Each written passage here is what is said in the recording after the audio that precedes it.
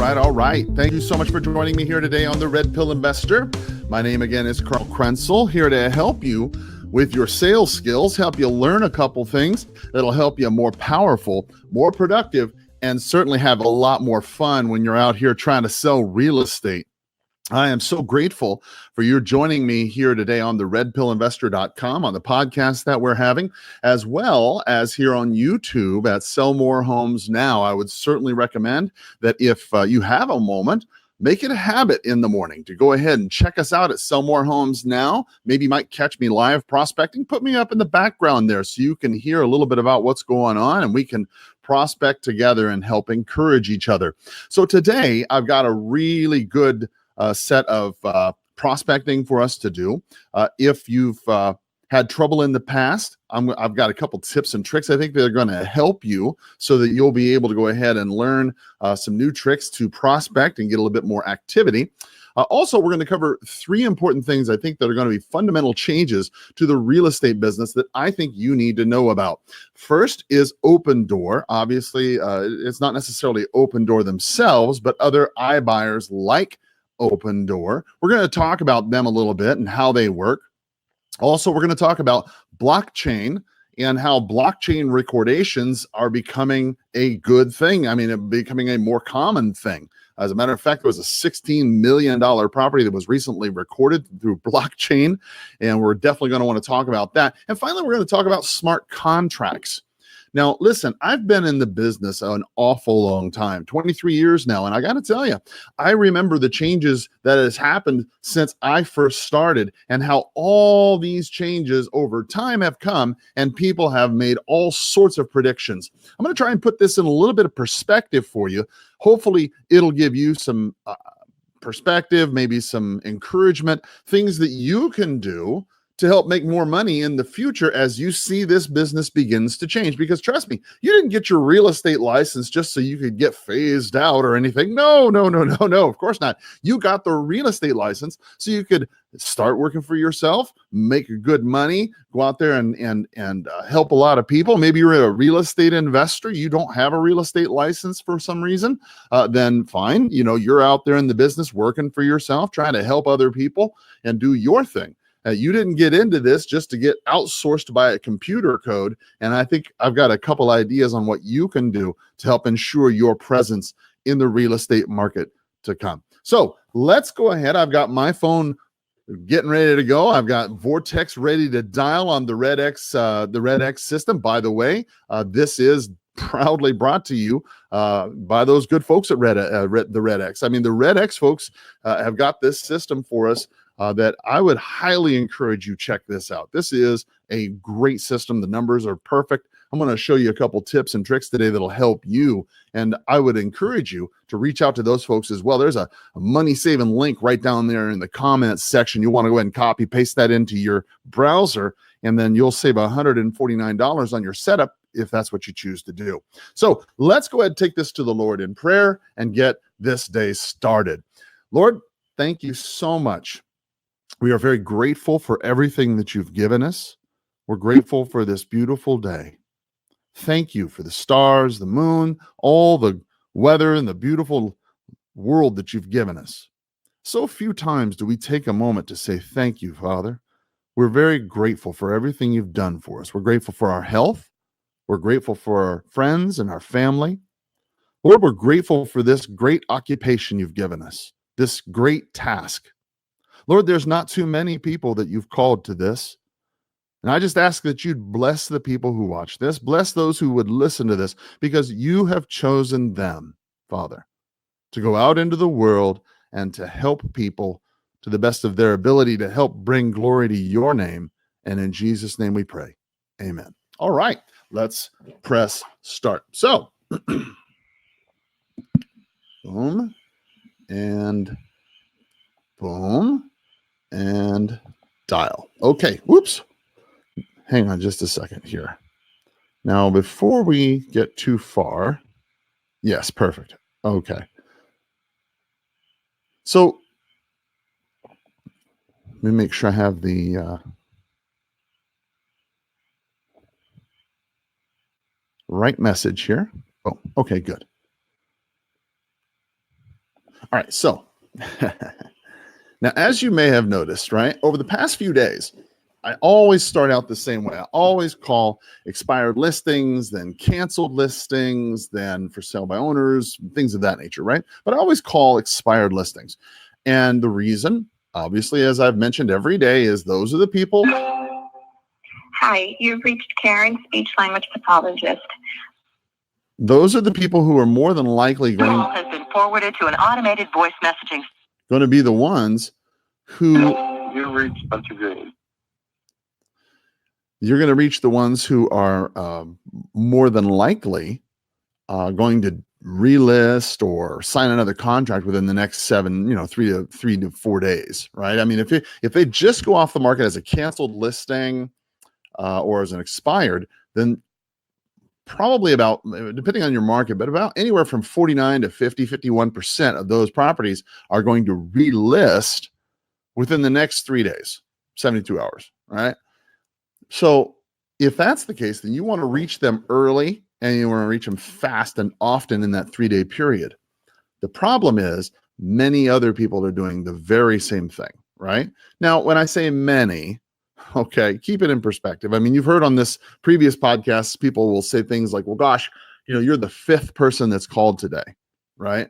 And I'm calling it like 8:45, 8:50, almost 9 in the morning. You're the 5th person that's called me, and it's not even 9 in the morning, right? So think about this. Tucson has about 1 million people in it and about 5,000 agents, okay? And if 5,000 agents were calling, if they were all calling, okay, they'd get tons of phone calls. But as it is, they only got about 5 calls. So in Tucson's 5,000 agent group capacity, there's probably maybe 1, 5, 6% of agents in this marketplace that are actively prospecting as I do. So it's not as though, I mean, we tend to think, the reason why I bring this up is we tend to think that, they're overwhelmed with calls all day. And it's true, they do get a lot of calls. There's no doubt about it. But it's not a ton of real estate agents. And it's usually the same characters, right? The reason why I bring this up is because if you do use an auto dialer as I do for your real estate investing or your prospecting, then what you'll discover is many times people will just do as you and I do when anybody persistently calls. We block that number. I mean, you get that phone call from the people trying to sell you health insurance or whatever they're trying to do, the recording phone calls that you keep getting. You do the same thing I do. You just press block and you never hear from that number again. But yet the next day you get another number, another call, and it's probably about the same thing or something similar, right? So the beauty, I think, about the Red X system, especially with the storm dialer that they use, right, is the opportunity for you to go ahead and use different numbers. You can change your caller ID number from your cell phone to a Skype number to whatever else number you have. In this particular circumstance, I'm dialing from a different number. I've changed the number, the caller ID. Although I'm using my cell phone to make the call, the caller ID itself is showing as my Skype phone number. So that way, if for some unbelievably weird reason, let's just say that I might have called these people 12, 13 times before and they've blocked my number, my cell phone number, well, then this number, my Skype number, is going to be unknown to them, right? They'll pick up, or at least I'll have a better opportunity that they'll pick up. And then I can go ahead and make at least a second opportunity at that lead. Now, obviously, this is not fail safe. I mean, but this is certainly something you want to consider. I mean, if you're just dialing from one number, one phone, one number, then it's... You have reached the voicemail box of 6236. It's certainly possible that they could look at your situation and just put a block on it and never hear from you again. And that's not good for you. That's not what you want. You want them to respond to you. That way you can go ahead and see if you can help them. I mean, that's one of the things that I'm using here with the Red X system is this other caller ID number, right? Certainly a good thing to consider. Also, They have another system, another feature on there where you can use up to 3 phone lines to dial at any one time. Much like another dialer out there, Mojo, I believe, has a 3 line dialer. The Storm Dialer also has that capability, and the data is much better. So I'm a big fan of what Storm Dialer from the Red X and the Vortex contact management system have in store for us. I think it's really a good thing. All right, so let's go ahead and jump into, while we're waiting for some of these other people to pick up the phone, let's go ahead and start talking about OpenDoor, blockchain, and smart contracts, okay? The reason why I felt that it was important for me to bring this up today, okay, is because I can recall over the 23 years I've done this that there have been significant periods of time in my career where you've had a moment. You've had a watershed moment, if you will. Something has happened that has caused the market itself or the way we do business to change. One of those things that significantly changed in the real estate business, if you're a realtor, many moons ago, you know, for most of us anyway, was from transferring from sub-agency to agency as a buyer's agent. I mean, you'll recall it wasn't that long ago. If you've been in real estate any time of any period of time, or have listened to those who have, you'll recall them telling you stories about how buyer's agents never really happened. I mean, they just didn't have it, right? As a matter of fact, they had, what is it? They Call has been forwarded to an automated voice messaging system. They didn't have buyer's agency. They didn't have dual agency. They simply had sub-agency. Sub-agency, you know, if you're not a realtor, or if you're not familiar with what sub-agency is and why that's different than having a buyer's agent or a dual agent, you know, essentially, to not make it too boring, right? Agency deals with how agents relate and deal with the customer, the public, right? Their clients.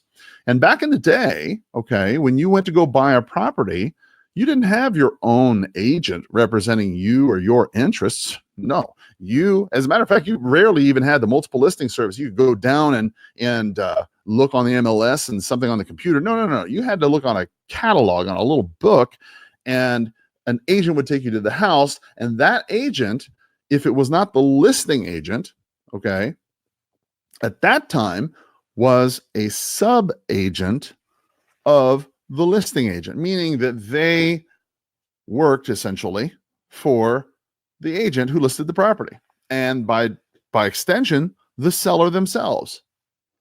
And it was very difficult for a buyer to try and get a good deal. It was very difficult for a buyer to negotiate against the seller when their own agent is being paid by the seller as a result of the sale, and they have an interest, a fiduciary interest to the seller.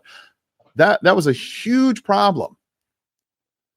And over time, the industry matured and said, you know, this is not a good way to solve this problem. And so they changed the agency rules and made things like dual agency or buyer agency possible, where an agent themselves could represent. Hello. Hi, Sharon. Yeah. Oh, hi, Sharon. My name's Carl Krenzel. How are you today? Okay. I was calling about a property that you had for sale at 64,304 East Round Robin Lane. Am I calling the right number? It's not for sale. Oh, I see. I see. It's Did you end up selling it? No. We decided to take it off the market. Oh, I see. Okay. Well, I was curious to know, are you planning on selling it in the future? Not at this time. And right now, we're out of town. We're on vacation. Oh, well, God bless your heart. Good for you. Well, listen, real quick, if you don't mind me asking, it looks like you had it on the market at $269,000 at that time. Is that correct? I think that's what it was. Yeah. You know, I'm wondering if hypothetically if I brought somebody to you 2 weeks ago who would have paid you that 269 or something that you guys would agree with, would you have sold it to them? I don't know. I really don't. At this time, I really don't know. Okay. And if I brought that same person 2 weeks from today who wanted to buy your house at 269 or a price that you guys would agree with 2 weeks from today, would you consider selling it to them then? No, because we're not around right now. Right. No. Okay. But that's why I was saying at terms that, maybe a time that you would agree, like when you are in town, would, I guess what I'm really just trying to say, is there any interest whatsoever in selling this property? Or is it because many times not at this time. Okay, because many times people they still want to sell, they just don't want to have it go through the hassle of having it on the market, and that's why I was wondering. Right. No, not at this time. Okay, but thank you. No problem. Real quick, Sharon, do you know anybody else who's got an unwanted home I could buy for cash? Not that I can think of right offhand. Okay, great. Well, listen, I hope wherever you're vacationing is nice and cool and not too hot. Right. Okay. All right. Have a great day. Thank you. Okay. Bye-bye. Bye-bye. Now, on that one, I did not really push You have reached the voicemail super box hard for of that one. 520. No. I didn't push super hard for that one because her property was it was kind of at the edge. I'm always talking about boundaries and standards for your business. She's kind of at the very edge of where I want to go in terms of working, and her property is pretty overpriced. I mean, for what it is. It's a 2-bedroom. They're on 269, and they got like 1,600 something square feet. It's kind of a mess. Well, anyway, so when you think about it, agency, buyer's agency, dual agency, sub-agency, that's something that has changed within the last few years that has fundamentally changed the way real estate agents work, right? If you're a real estate agent and you've been in the business for 30 years, then you know exactly what I'm talking about, right? Another change that has happened in my short period, right? The multiple listing service coming from a printed form in book format to becoming on the multiple listing service on the internet. I have seen that in my change in my life, right? In my career. Back in the day, 1996, Charleston, South Carolina, the multiple listing service came out in books, came out in catalog books. We didn't have the internet like that. And when the internet did come, it was in the AOLs and these little discs that you got at the grocery store or whatever. So it wasn't really fast. It went through the modem on your phone line at your home. It was kind of a problem if you had a phone line at home and you were doing AOL, because then people couldn't call you. If you could imagine, right? You got your home, you're playing solitaire or whatever. You're looking through the bulletin boards on AOL or whatever it is you were doing. Bless God, people couldn't call you because you had one line on your phone, right? And you didn't have a cell phone, right? You had a pager, perhaps, but not a cell phone. I mean, who had a cell phone in 1996? You had bag phones maybe or something, but most people had little pagers.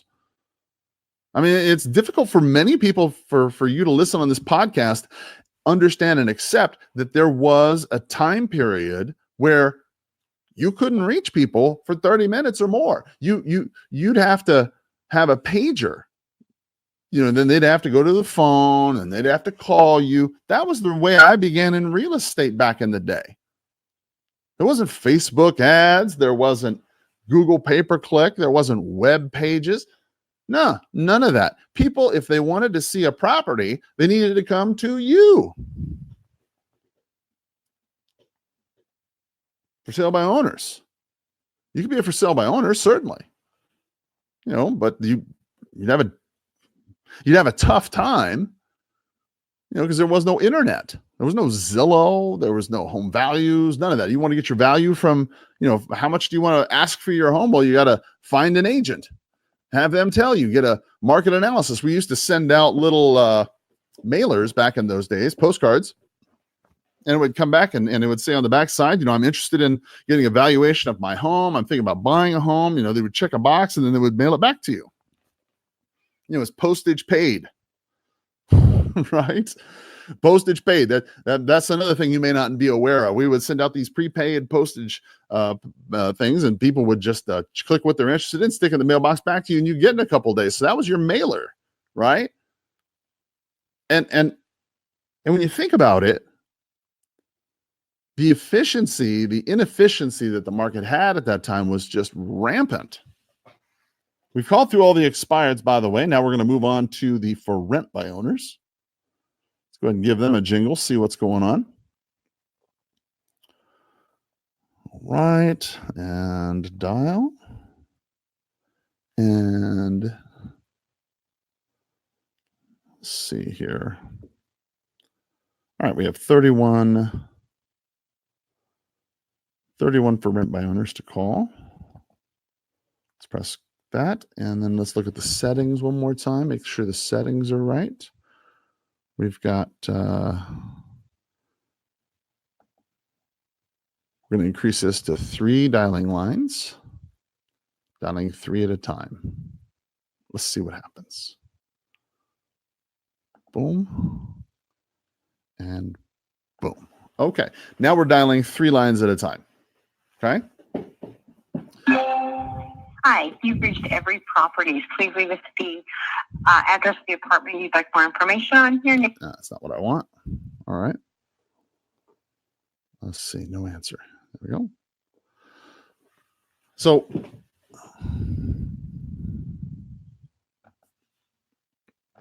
there we go. Let's see what happens here. Hello? Oh, okay, here we go. So it's this person had picked up while the phone was dialing, and I wasn't able to pick it up right then, and so now it's calling them back right now as soon as I disposed the other call. Right. So the good thing about something like this if you're accustomed to a multi-dialing system, you'll be aware that when you're dialing. Hi, you've reached Ellen. Sorry I missed you. Please leave a message and I'll get back to you just as soon as possible. Have a great day.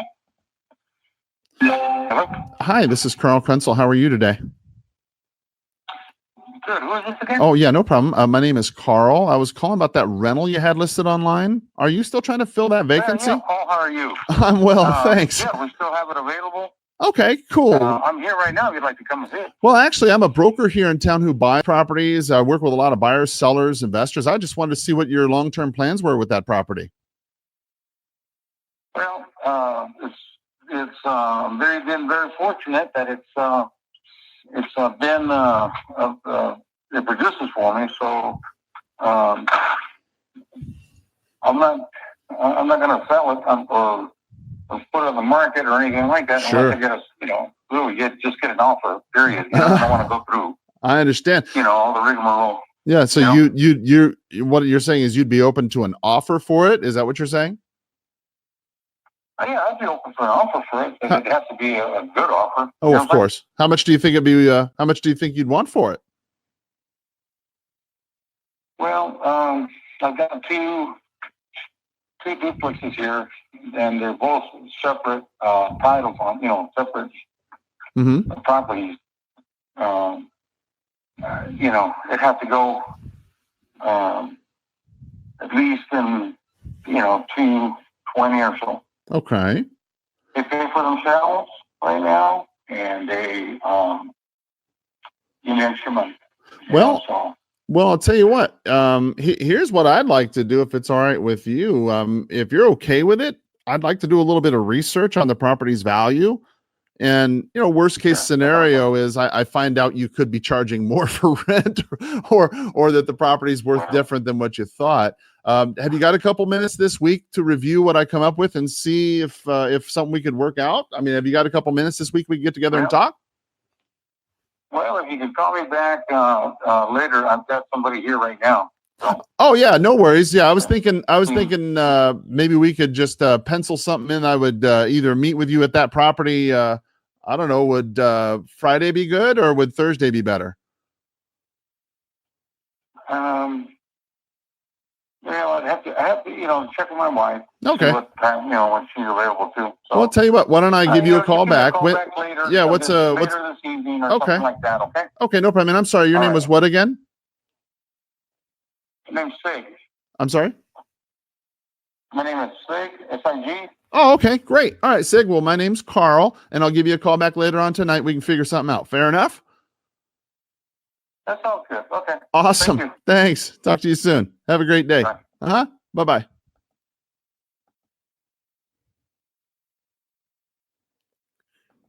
Okay. So what we're going to do is we're going to add him to the hot leads, make it easier for me to find him. And we're going to put him down that he's interested. And we're going to put down that a callback is, let's see here. Set a callback for tonight.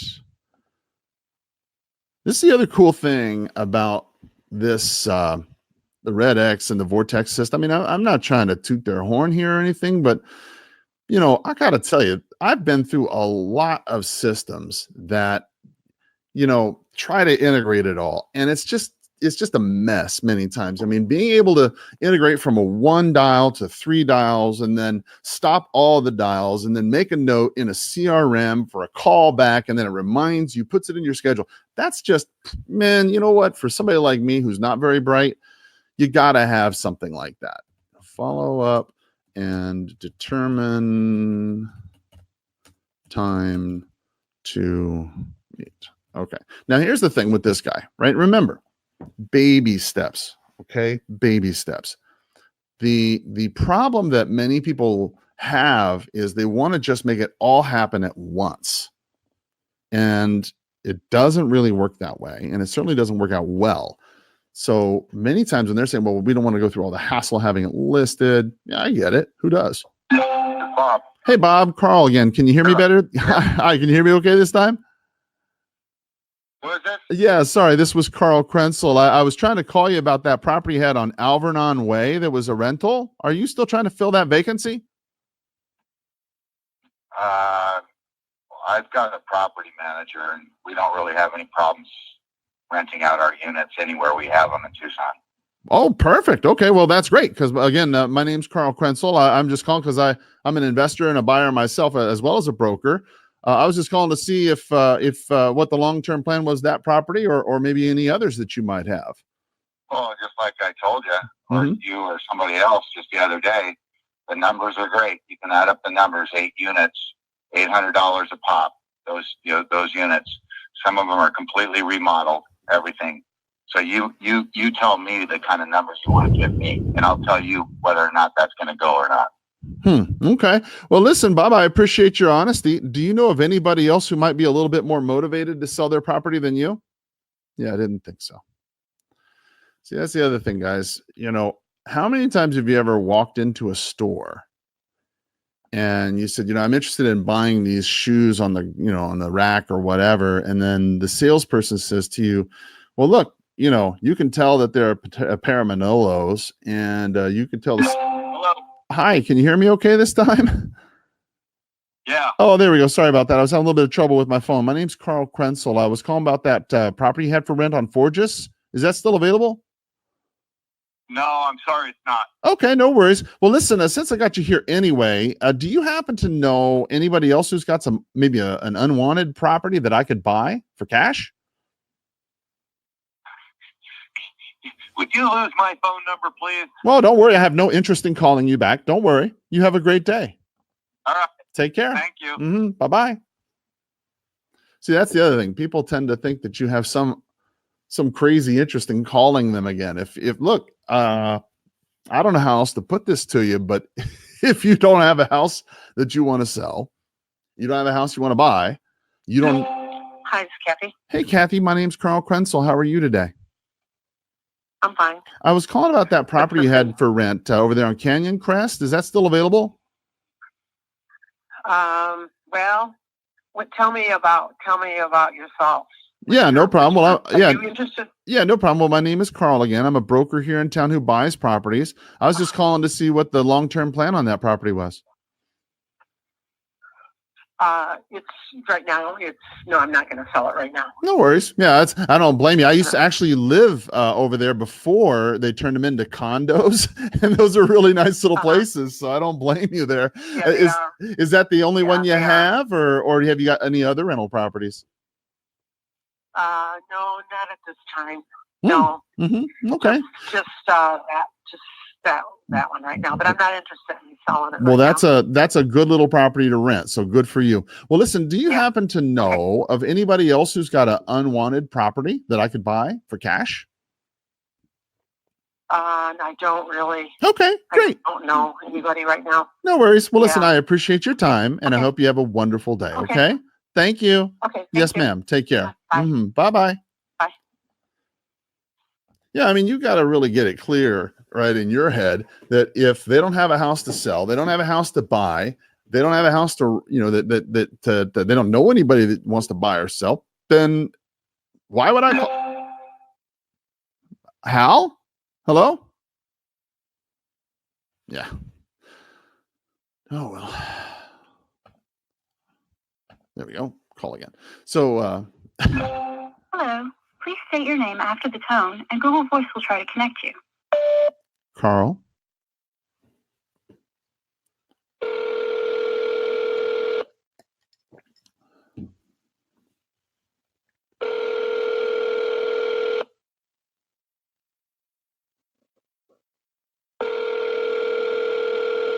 Okay, we're going to move on.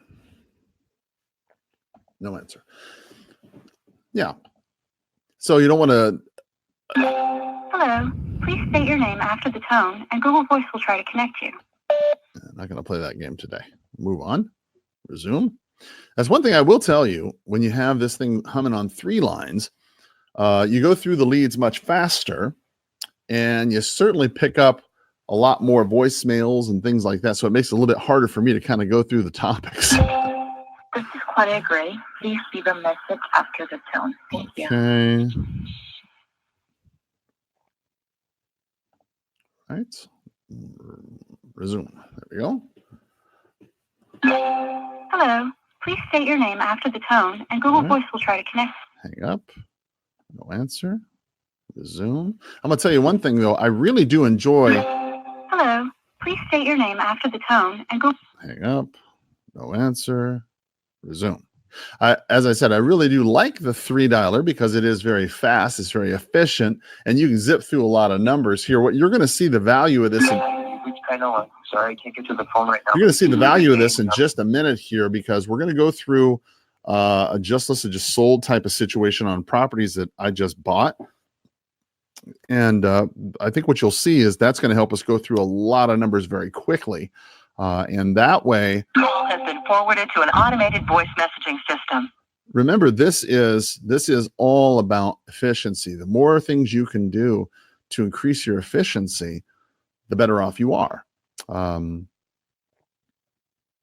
we go. Resume. All right.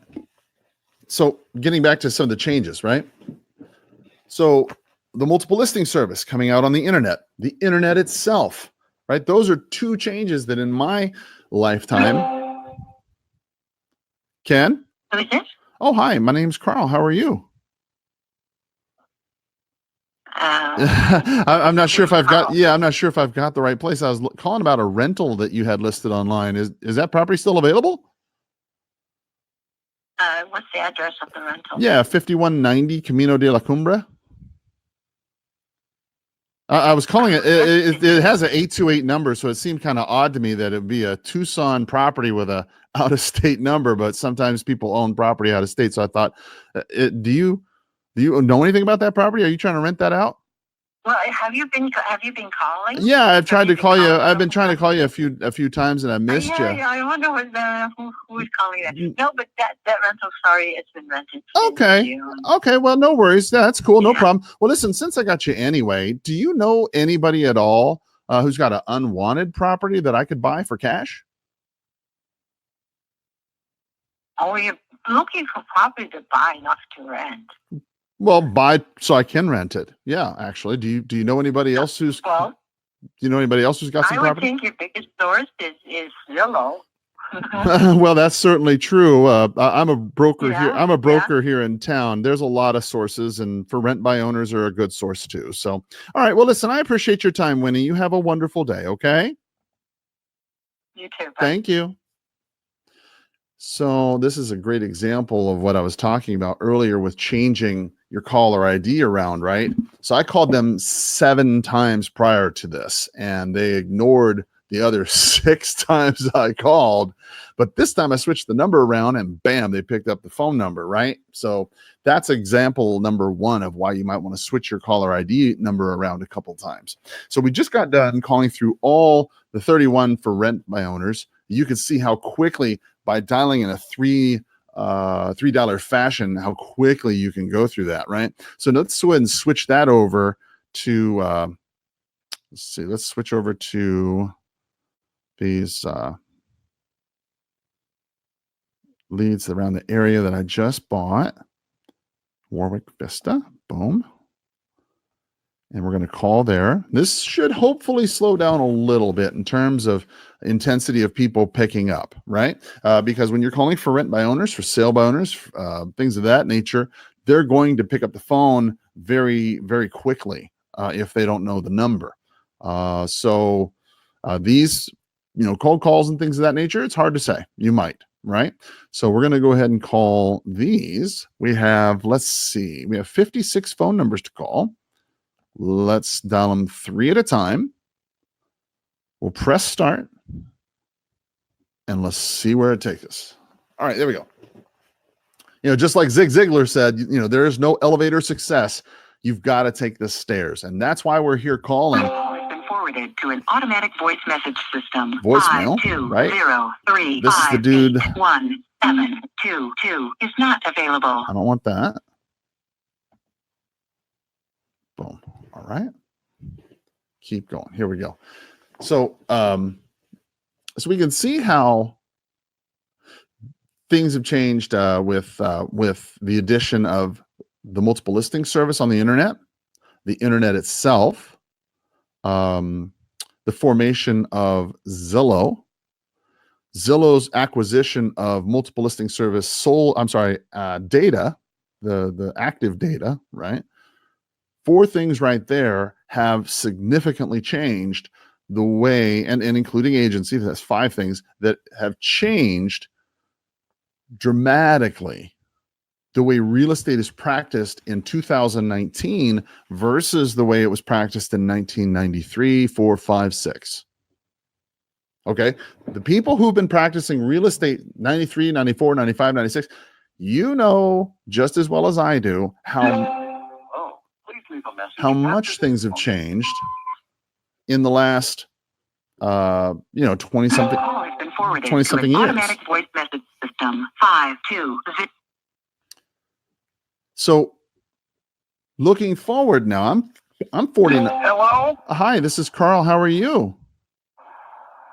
All right. I'm not sure if I have the right person. I apologize. I just recently bought a property not far from you at 2639 East Warwick Circle, or Warwick Vista Place. And in any event, I just wanted to reach out to you and let you know that I bought that property. It's on the market now. We're going to have some folks out there cleaning it up. So if you see some people out there working on it, don't worry. That's what they're doing. They're out cleaning it up and getting it out there ready to get it to raise the values in the area. Okay. So All right. I'm curious. Okay. I'm curious. Do you own that property over there on Keswick Circle? Is that the one you own? No, I don't own property. Oh, interesting. Okay, well then I might have the wrong number. Do you know anything about the property over there on Keswick Circle, or Stephen Perry, or Marie Gina Trust? No, I do not. Interesting. Okay, well, I guess I have the wrong number altogether then. No worries. Well, listen, since I got you anyway, do you know anybody who's got an unwanted home that I could buy for cash? No, not that I'm aware of. Okay, no problem. Well, listen, I appreciate you taking the time to think about it, and I hope you have a great day, okay? All right. Thank you. Bye-bye. Bye. All right. So those things have changed. I'm 49. I feel excellent. I don't feel like I'm sick or old or tired or anything like that. I'm not in any position to retire or want to. So I'm going to be in this game for another, I mean, as long as the Lord will let me, but I'm planning probably 20, 30 years, I'm guessing, right? At the minimum. And if that's the case, how much more changes are going to happen in the next 20, 30 years? And what are those changes? Please leave your message. What are those changes going to look like? Where's What are those changes going to look like when you, like, if when I started out as a brand new agent, wet behind the ears, didn't know nothing, right? If you had told me at that time that there's this thing called the internet that's going to come, that you could talk to people in Zimbabwe and create, web pages and talk to people in England, and you could have a podcast and all these other ways to reach people across the world. If you told me that that was something that would be possible, Please leave your message for. I'd say, you were crazy, right? It would seem improbable. Think about it. 20-some years ago, if somebody came to you and told you about the internet and all the changes it would make to the world you're currently living in, smartphones, smart houses, all the things you currently enjoy to this day in 2019, if somebody told you 23, 25 years ago, before the internet, that this would have happened, you'd be like, okay, yeah, whatever. Yeah, sure. hello? Hi, this is Carl Krenzel. How are you today? You're calling long distance to Spain. Thank you. To Spain? Even better. Thank God I'm on Skype. I'll take that as a no interested. Not interested. No, that's not long distance to Spain, dude. You got a local number. It might be forwarding to you in Spain, but it wasn't to Spain. All right. So in any event, hello. Hi, you've reached Bashar. Please leave a message. Thank you. Yeah. You wouldn't even believe it if they had told you 20 years ago, 25 years ago, that the World Trade Centers would be torn down or destroyed, blown up. Right? Nobody, you wouldn't believe that. So when you look in the future, it gives you some perspective. If you can see what's happened in the past, as I have, it helps give you some perspective about some changes that are going to happen in the market to come. And one of those changes that are happening, that's going to happen, that's happening now, is OpenDoor. Now, if you've not had the opportunity to work with, hi, this is Carl Krenzel. How are you? Is this Blanca? Good.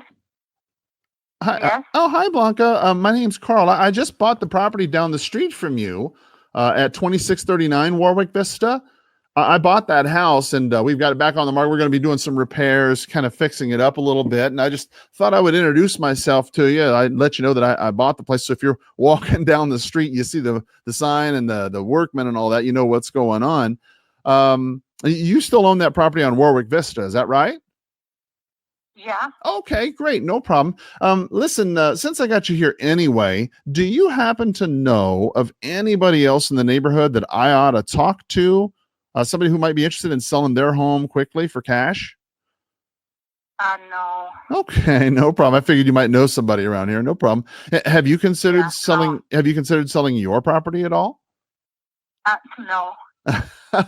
Don't blame you. It's a great little neighborhood. Yeah. All right, great. Well, listen, I appreciate your time, Blanca. You have a wonderful day, okay? You too. Thank you. Bye-bye. Bye-bye. Okay. Now, to be honest with you, I probably could have done better on that call. I was distracted. I could have used the script a little bit better on that one. I admittedly Call has been forwarded to an automated voice messaging system. Admittedly, I got distracted on that one. So when you think about... You have reached the voicemail box of 5209771. So when you think about OpenDoor, okay, OpenDoor is starting to be part of a series of changes that you're going to see in the marketplace. Okay.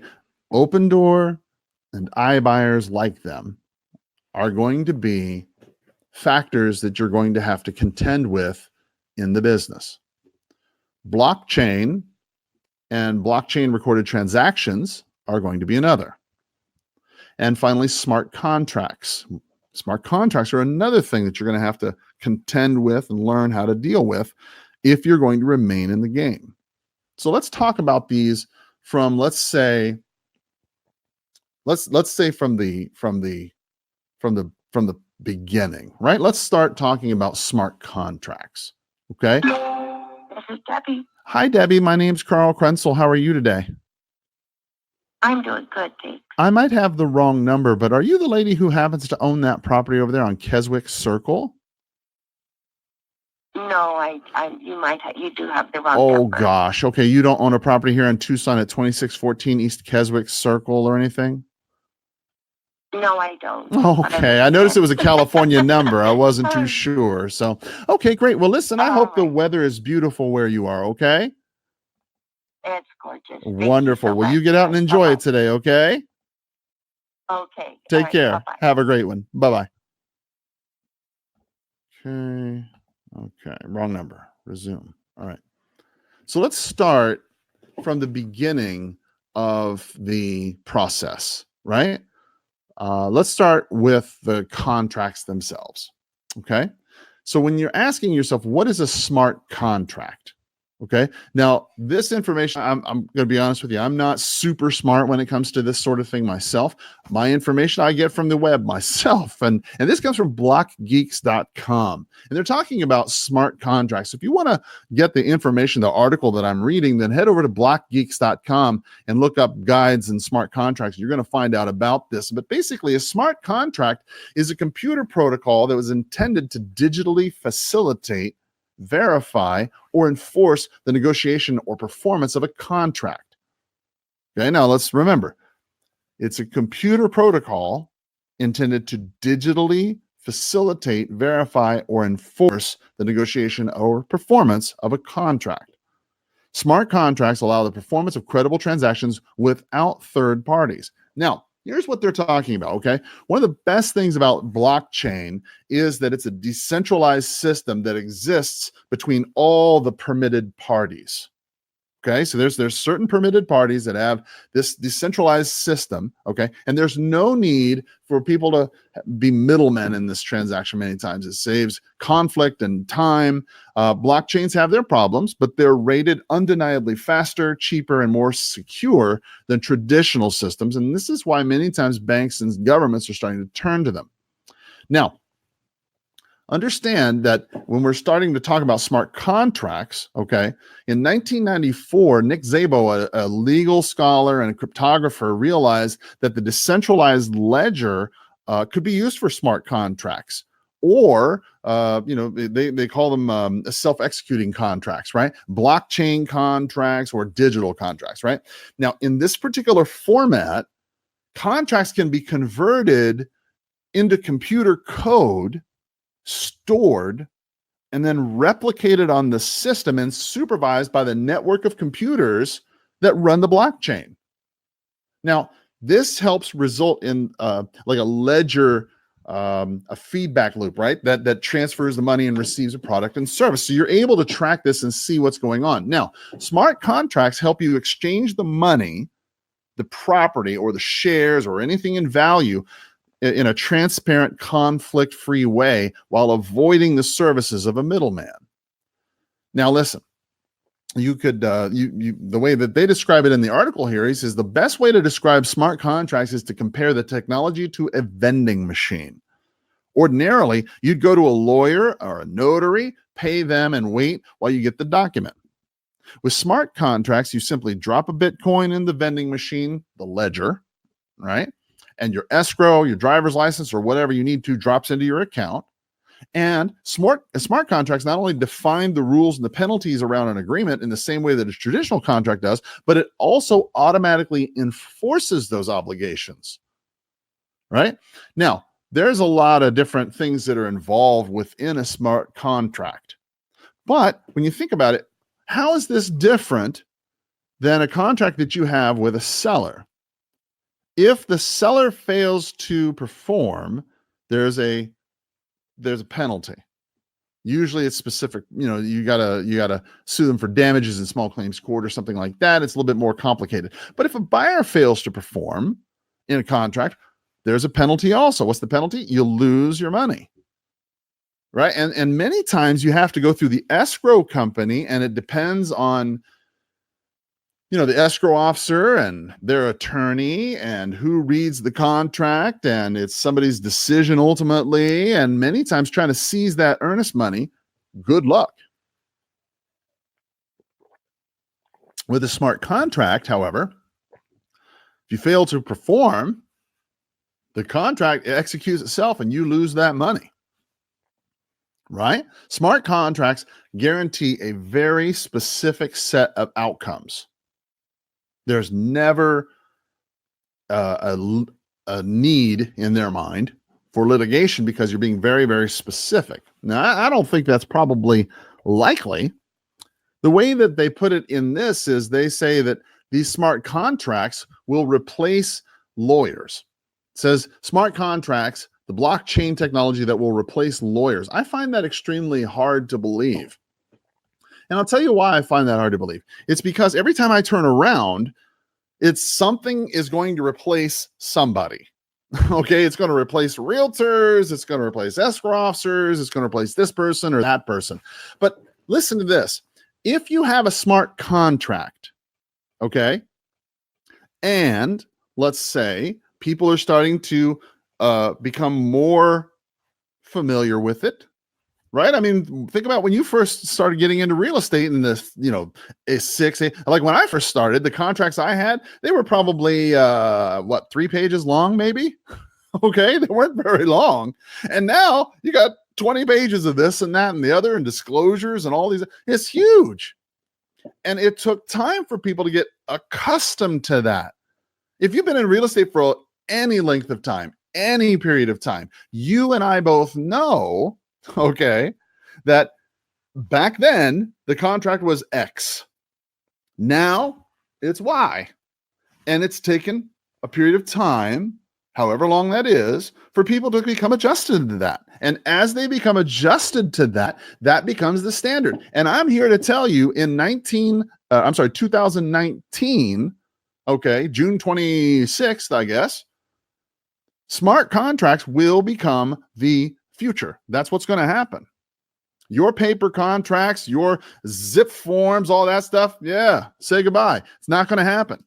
There's going to be a day, and it's coming soon, where people are going to start switching to smart contracts because it helps eliminate the need for a lot of these things to happen. Like, for example, a buyer's timeline.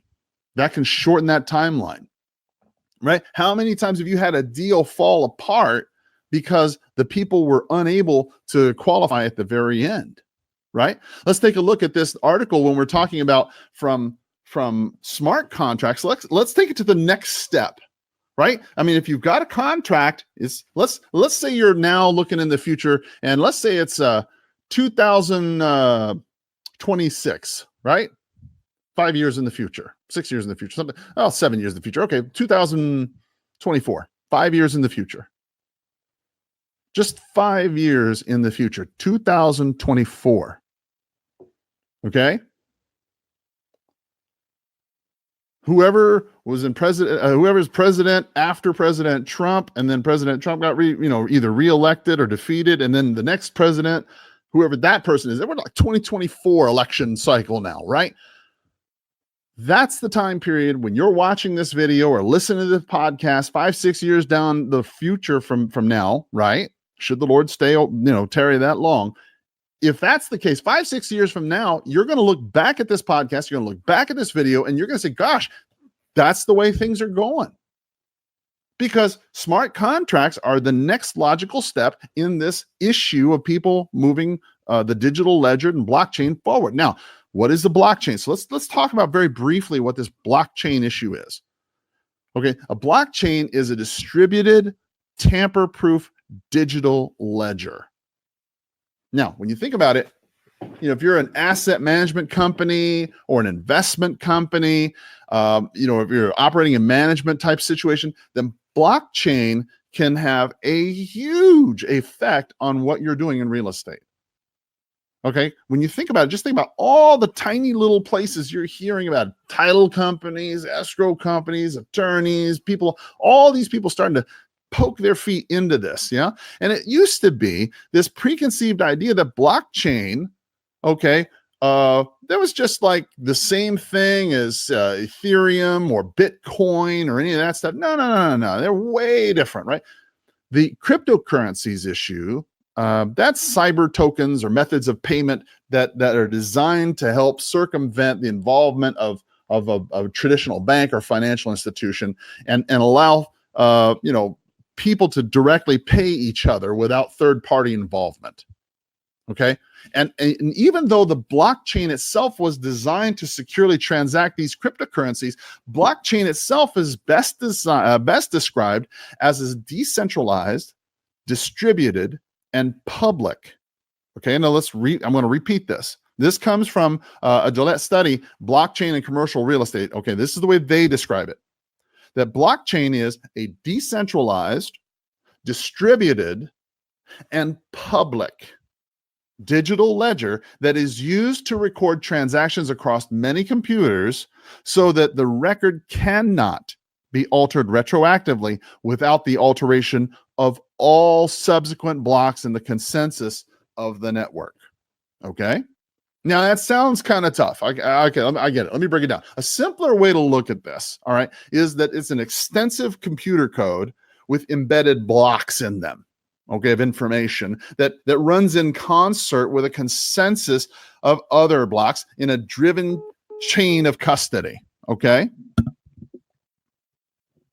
Oh, looks like my phone went out. A little chain of custody, okay? Now, listen, the chain itself is not capable of being hacked or altered because it's a chain of code all in a bunch of different computers. Therefore, blockchain is a hyper-secure, hyper-informed general ledger that allows the participants in any transaction to verify and audit whose transactions transparently, efficiently, and accurately.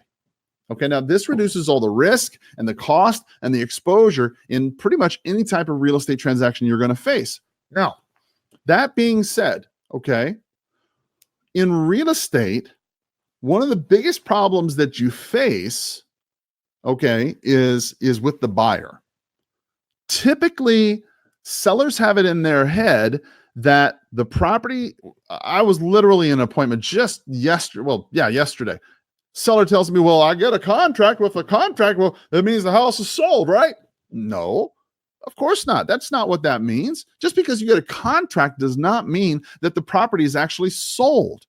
You still have to go through the appraisal. You still have to go through the inspection. You still got to go through all these other things before the property is actually sold. And if that's the case, then the buyer many times is the weakest link in all of this. Now, imagine 3, 4, 5 years from now. It's 2019 right now, but 2020, 21, 22, 23 maybe, right? Imagine if your buyers, your lenders, let's say, were able to qualify your borrower based on their digital credentials in seconds versus days or weeks, right? I mean, think about this. Blockchain can offer the ability to store sensitive information like your credit score, your social security number, transaction records in a secure digital format. And they can obfuscate the specific information and share only what's relevant to the requesting party. I mean, think about all the ways that this could be impacting people. It could be impacting the lending industry, commercial real estate, home inspections, county records. I mean, think about all the things, because when you put the data together the first time, that's all you got to do. I mean, think this through. If you have if the property itself, let's say the property's particulars, the details, bedroom, bath, square footage, permits, flood zone, I mean, all the particulars that you would look for, floor plans, environmental reports, repairs, past repairs, clue reports, right? All the different maintenance records, whatever the thing is that property has specific to it, you could digitize it, put it in a blockchain format, okay, and identify it to the property. They call that the hash. They even have names for that now, right? All that information about that house put together in a digital identity called a hash. And with that hash, then the lender can look at the property, look at the history of what's going on, see the smart contract, which boom, hey, if this price is met and we can do this, the borrower, all they've got to do is provide their information. The lender looks at that and boom, shakalaka, you got yourself a deal, right? The ideal use for blockchain right now would be for real estate investment trusts. Because when you think about it, there's applications around securities, land deeds, voting, registries, and identity management, all those sorts of things right there. That's the maximum potential of blockchain right now. Once, okay, they get the entire real estate life cycle transitioned into the chain. The problem that you have right now is that real estate is a physical thing, and you're talking about digitizing it. Okay. And once you get it into that digital format, well, why couldn't you? Why couldn't you sell it? Why couldn't you sell it quick? You know, there's a fellow right now, I'm reading from real estate investment, REIT.com, right? Says that Steve King of Imbrex, these are the people who are super into this. He said, look, blockchain is only in the bottom of the first inning. If you're a baseball fan, that tells you something, right? Blockchain is only in the bottom of the first inning, right? Data exchange is now being tested in live environments. There's several projects promising tokenization and transaction services. But in order to reach that potential, certain things that's got to happen. And first, again, is connecting this physical real estate world to the digital world. And with blockchain, he says, we now have the ability to do it in a safe, accurate, and secure way. And once this happens, everything else is going to fall in place. Now, sure, it's going to take some time to map the address and the real value and all this sort of thing. But again, think this through in the perspective of time. You know, it just wasn't that long ago when we were talking about putting the multiple listing service on the internet.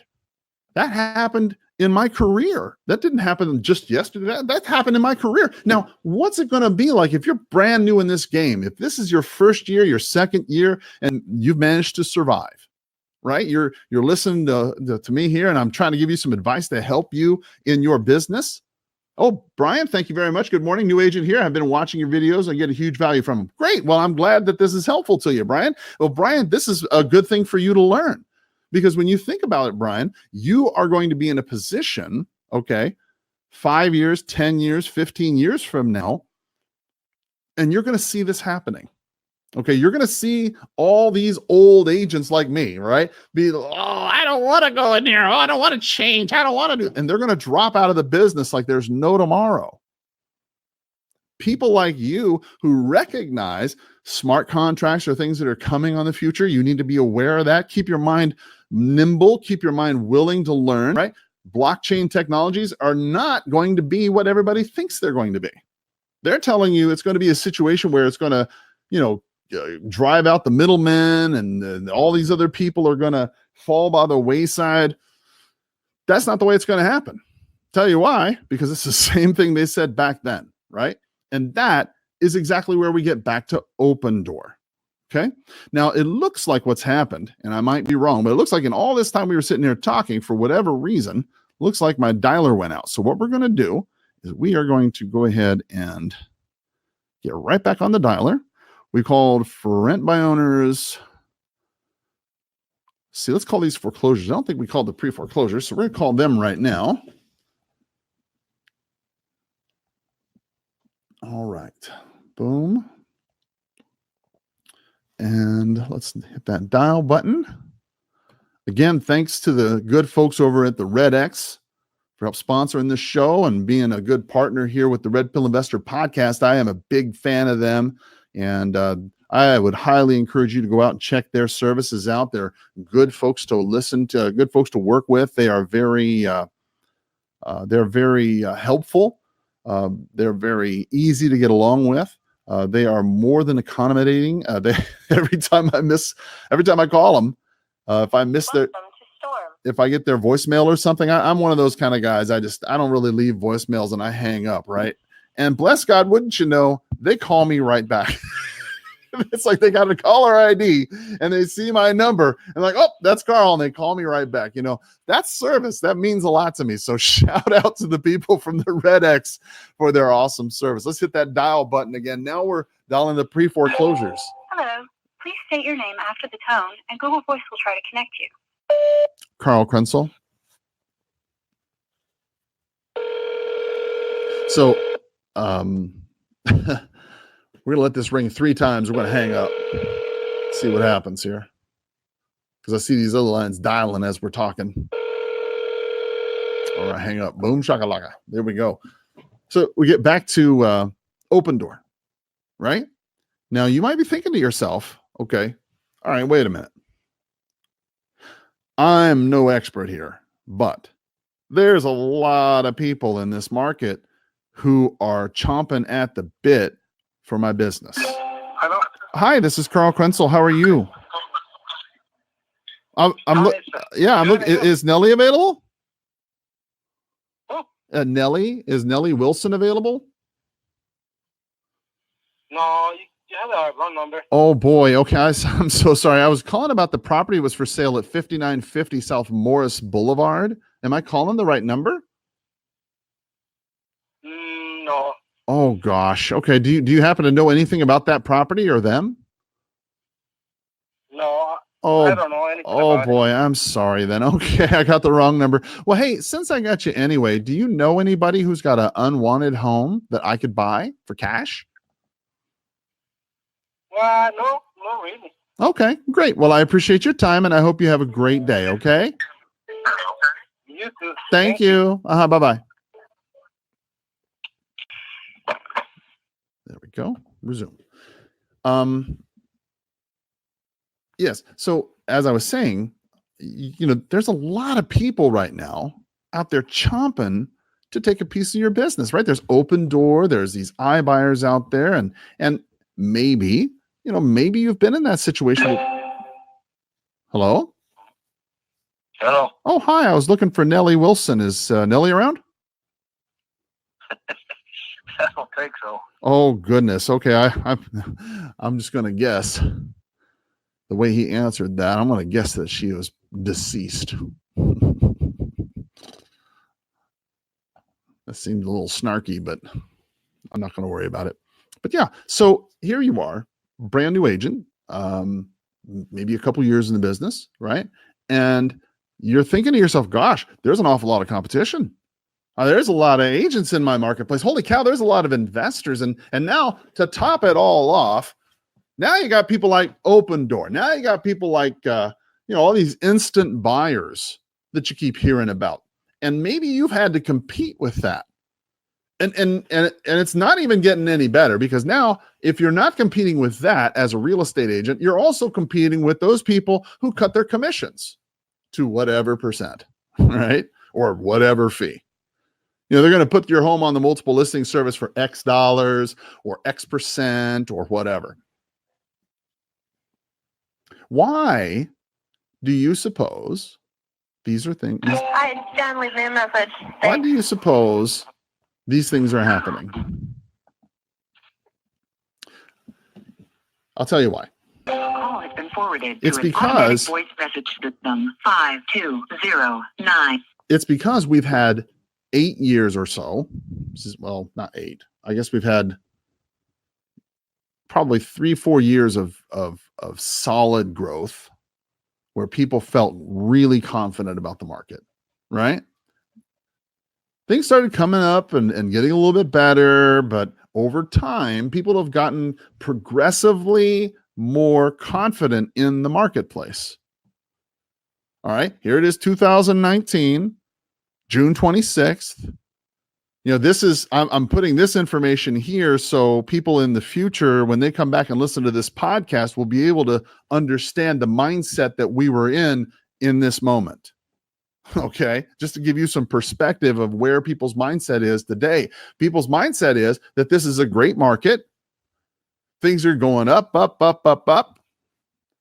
That, President Trump's in charge and there's going to be a whole bunch of, good things and yada, yada, yada. And okay. However, what comes up must go down. That's just the way it works. Okay. It is foolishness to believe that the market will not take a crash. It's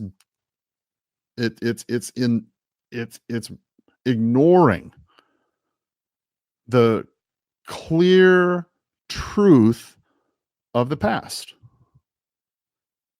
Okay, to think that the market will not contract, to think that the market will not slow down, that it will not stabilize, that it will not flatten out. If you think that's not going to happen, that it is always going to be going up, you've not taken a good look at history.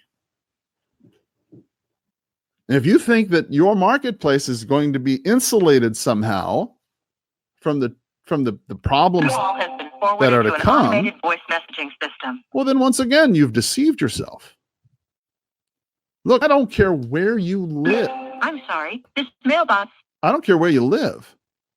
There's going to come a point in time where you live where something is going to happen and it's going to change. And maybe it's going to be a national incident where there's a terrorist strike and the interest rates go up and people are scared and the gross domestic product goes down and people's consumer confidence goes down. Or, it could be anything on a national level that would stop or suspend real estate sales or make them even go down a little bit. Has been forwarded to an automated voice messaging You don't believe me? system. But okay. What happened on 9/11 if you were in real estate then? Hello? The mailbox is full and cannot accept any messages at this. If you were alive and selling real estate as I was on November 11th, 2001, I can assure you nobody wanted to buy or sell real estate that day. Hello? Hello? Oh, hi. My name's Carl Krenzel. How are you?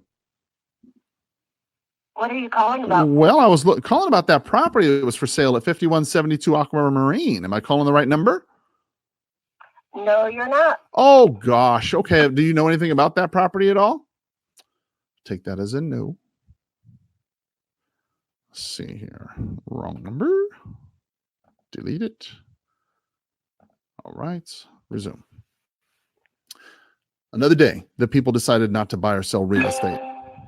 Nancy? Hi, you reached AZ Professional Services and Tax and Time Tax Professionals. We're open Monday through Friday. Oh.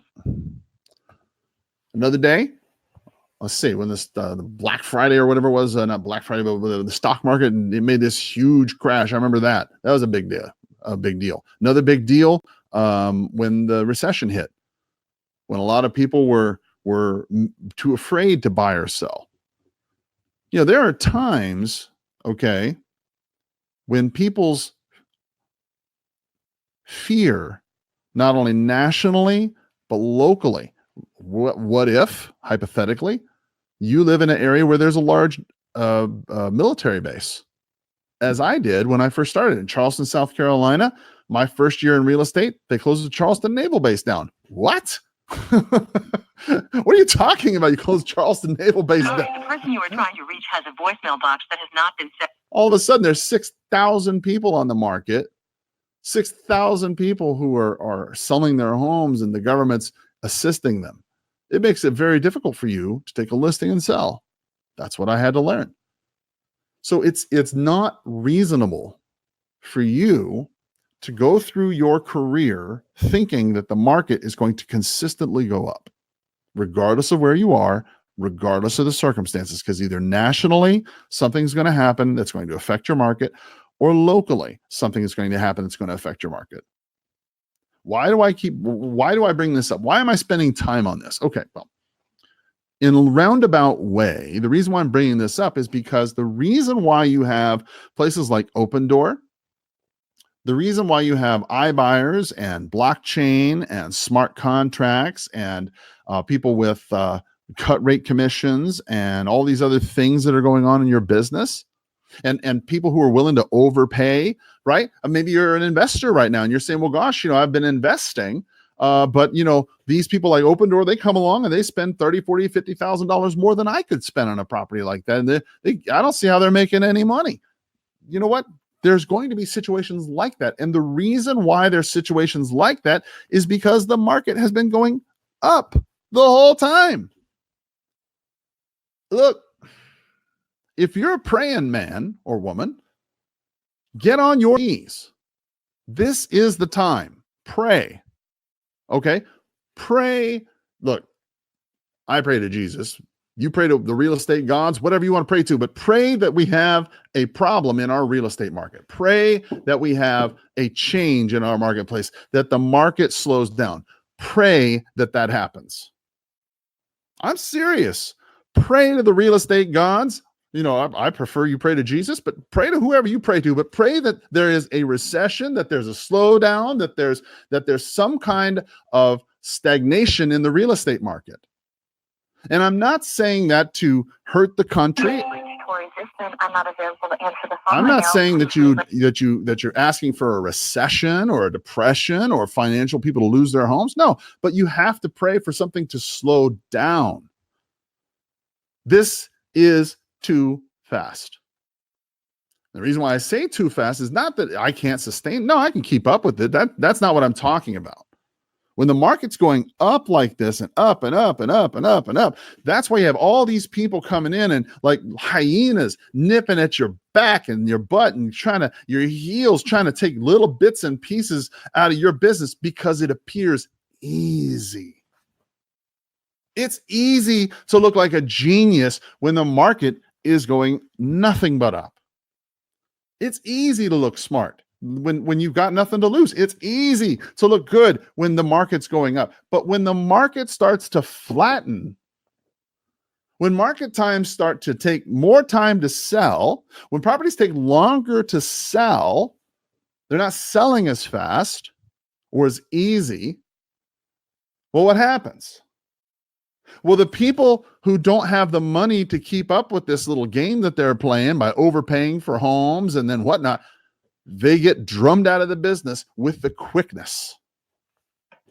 Now, I'm not to say that OpenDoor is going to be out of business or the smart home that they're never going to be around. No, but it would be way harder for them to maintain that business model if they had longer market times.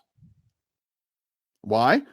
Because you and I both know the main thing that's killing a lot of these rehabbers, okay, if you're a wholesaler or if you're a realtor who sells to the investor, who flips property, if you're in that sort of genre of real estate, you got to know right from the get-go that, look, these people are having problems trying to sell their frickin' homes. They borrowed 30, 40, 50, 60, 80, 90, 100,000, whatever it was on that project. And now they're paying, 8, 9, 10, 12, 13, 14% interest on it on a property that isn't selling. And they're hollering and screaming and throwing things in their offices right now. Bless God, we got to sell, sell, sell. And they're doing everything they can to get people to prospect and lead generate, because look, if a property isn't selling, it costs you money. You can't keep it up. It's unsustainable. And that's why I'm telling you, pray, get on your knees, pray for a slowing market, because that is a healthy market. The market we're in now is not healthy. This fast uprising market, that's not healthy. Oh, I know all you young Thundercats think it is. You guys think that, it's the bestest of the bestest because you just put a sign in the yard. You get a contract in 30 days, a check in 30 days. It sells in 2 weeks, full price. Everybody's happy. I'm telling you, it's unhealthy. It's unhealthy. Because buyers and sellers don't have the time to act. They don't have time to think. They don't have time to react. They don't have time to consider. Many times you'll find your customers and clients getting pushed into positions, not because it was a good thing, but it's because the only thing they had available to them. Mom, dad, they're selling their house and they get a good price on it. Great. Now, where do they go? They don't.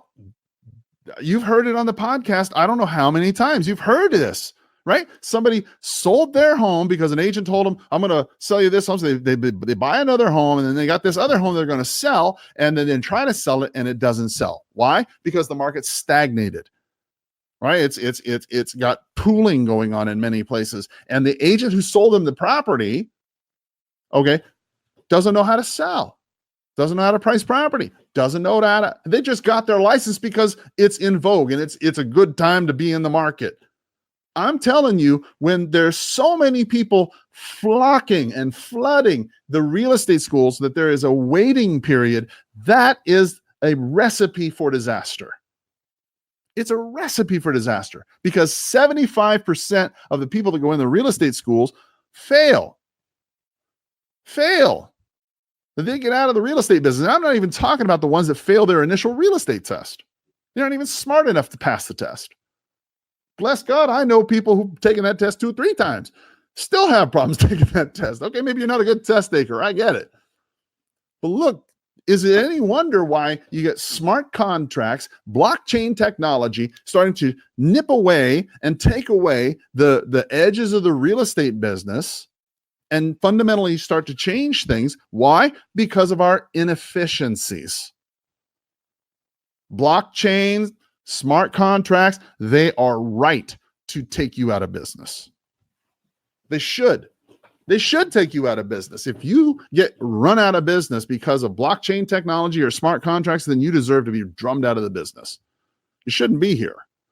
If you're not willing to expand with the times, if you're not willing to do what it takes to talk to people, then what value do you bring to the market? You don't bring any value at all. Let's talk about this OpenDoor policy. When you start to talk about OpenDoor, you might be asking yourself, how does OpenDoor work?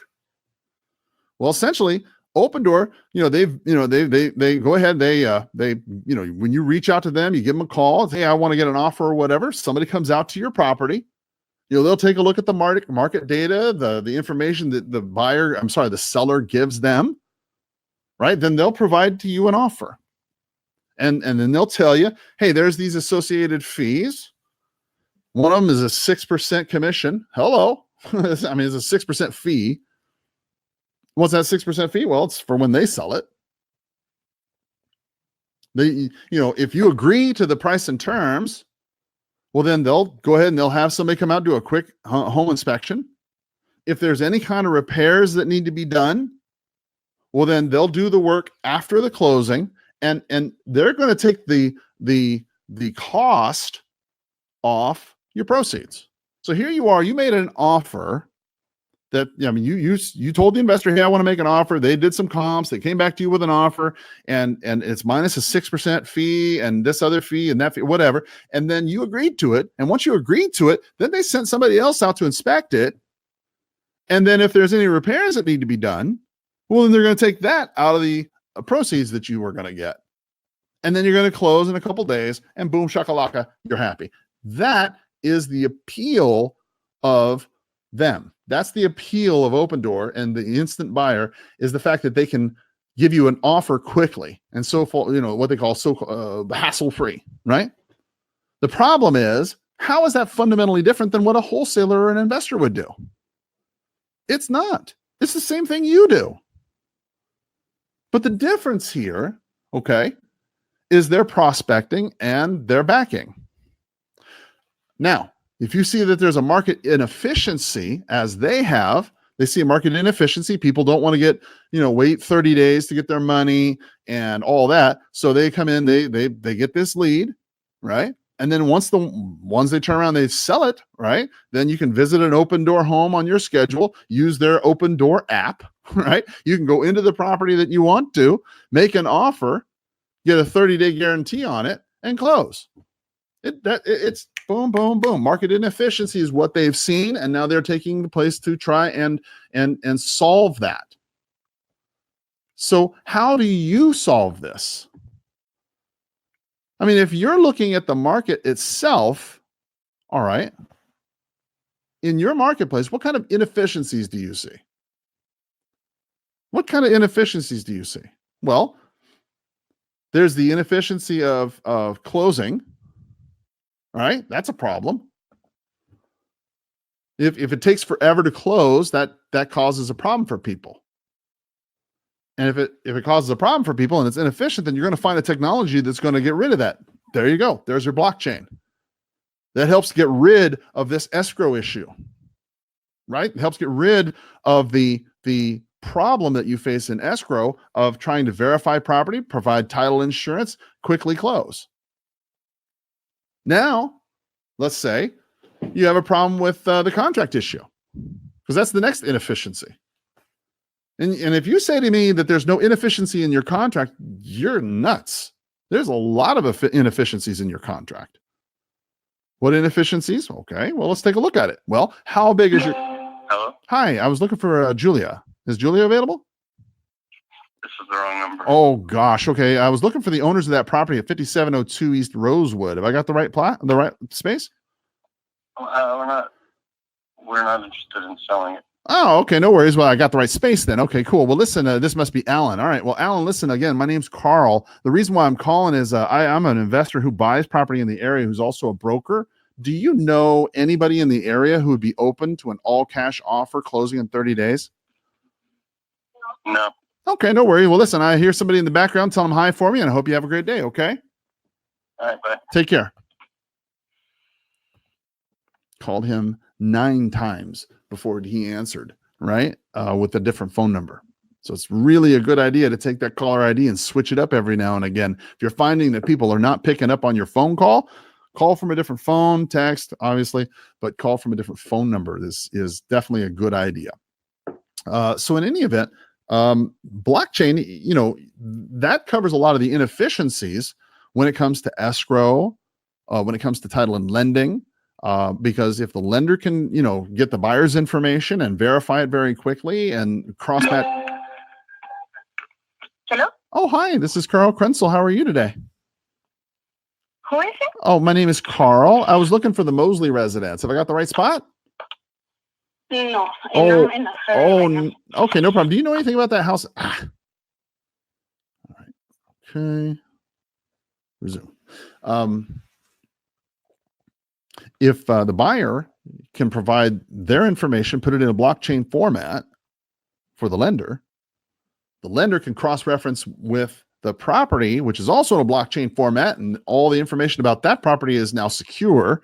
Floor plans, maintenance, repairs, appraisals, whatever it is, in a blockchain formats where they can go ahead and put them together. Well, that eliminates a lot of that inefficiency there.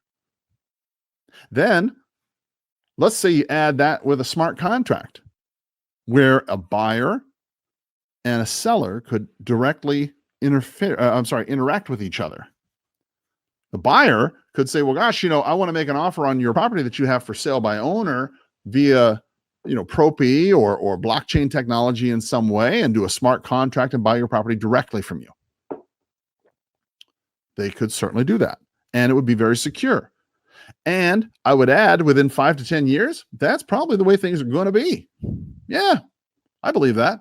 5, 10 years from now, I believe that's 100% the way we're going to go. Paper contracts, escrow companies, the way you traditionally expect them, not going to be the same. You can't keep having people in Utah being swindled and defrauded of thousands and thousands of dollars in a rampant fashion like the state of Utah has experienced, without having some kind of response from those who are being defrauded. All right, the title companies are not going to put up with this. The lenders are. Your call has been forwarded to an the lenders voice message are not going to put up with this. 520. Nobody in this business is going to put up with people who can electronically hack systems, come in and borrow and take wiring instructions and money and defraud. That's not going to be happening for long, okay? Because these title companies and these lenders are responsible for that cash. When stuff like that gets screwed up, you have reached the voicemail box of stuff like that gets screwed up, man, somebody's writing a check. A Hello? Oh, yeah.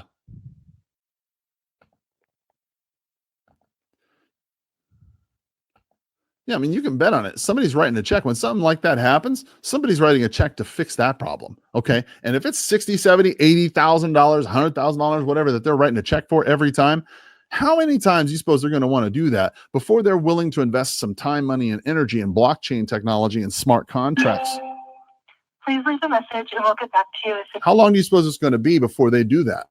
It won't be too long at all. And as a matter of fact, if you've been listening to the podcast, you've been watching these videos, you saw how realtor.com invested an undisclosed amount of money. Okay.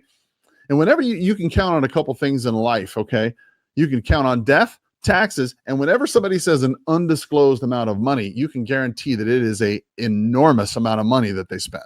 Okay, people don't say that they spent an undisclosed amount of money. Come on, an undisclosed amount of money. If it was just, $100 or $200 or $500, $1,000. No, we're talking millions that they spent. And they didn't want the membership to know that. Okay, because the membership has a long memory of how they screwed it, the pooch the first time with this data that they gave up to Zillow. All right. So they're going to have the membership's going to have, the NAR is going to have a long memory about what you're doing with the money. And with with the NAR investing through their investing branch into Propi, the Propi people who are facilitating these blockchain transactions, well, then you can rest assured that the realtor community looks at this as something as beneficial for them as well. So if you're just starting out, this is an exciting time. Praise God that the technology is here. Okay, that you and I can talk, that yes, you and I both know probably 20, 30 people I'm going to talk to, and maybe I'll get an appointment, maybe I won't, who knows. But one thing we do know is that we can communicate like this, and people are going to be listening to the podcast. 52090. People are going to listen on the podcast. People are going to watch this video. This is going to be saved. Please leave your message. This is going to be saved for years to come. This is not as if this is a one-time affair and this is never going to happen again, like the prospecting I was doing 3 years ago. Now, ultimately, as a practitioner, how do you then put this together? What does this mean? Okay, here's the way I see it. You have groups like OpenDoor, Zillow, and all the others, okay? Going out there saying, is Redfin and all these, saying that they're instant buyers. And they go out there and they promote, if you will, their services and attract seller leads, okay? Sellers contact them on their website. You reach the voicemail box of Harold Andrew.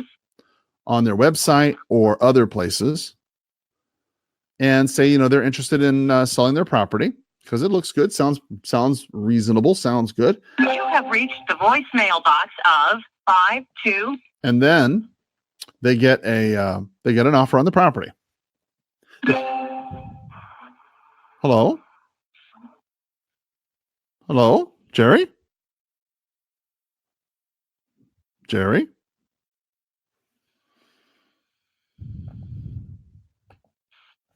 So they get the information about the home seller and make the offer. Now, the owner, they may or may decide not to accept that offer. Okay, regardless of whatever it happens.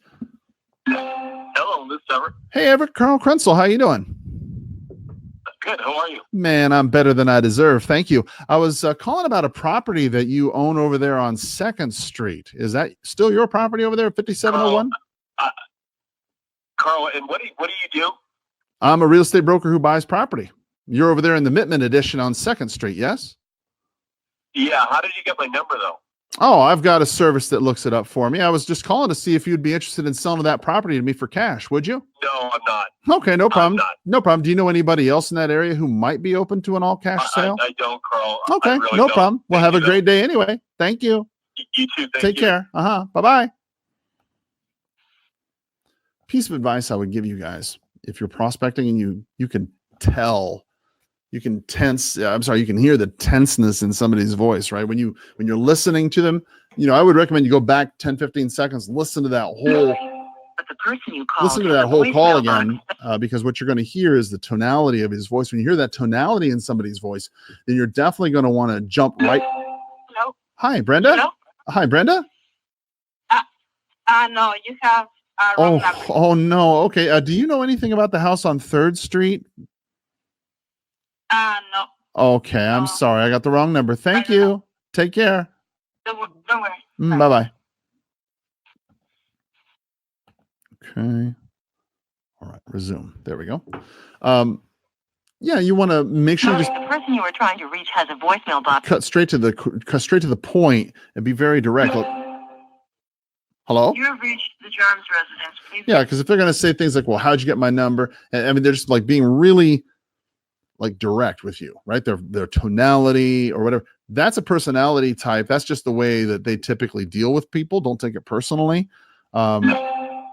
Hello, calls to this number are being screened by. That's just typically an issue that you would want to go ahead and just deal with them on their personality type. That personality type right there is more of a driver type personality. That's what Mike Ferry would call them. That's the type that's just straight and to the point. Type A, I believe, is the way you might have heard it some other places. Hello, please leave a message after the tone. So it's definitely in your advantage. Definitely to your advantage to go ahead and to, when somebody's trying to confront you like that, be very quick and to the point, because more often than not, they're not going to know anybody anyway, and it's okay. Just don't sweat the small stuff. Just keep pushing. So in any event, as a real estate agent, what do you do with all this information? You got blockchain, smart contracts, OpenDoor. People are like OpenDoor. They're going out and finding all these seller leads, pumping their head up full of these ideas of property values. It's never going to happen. And maybe they buy them even and they make it to where you can't buy them. That happens to me, right? Could happen to you.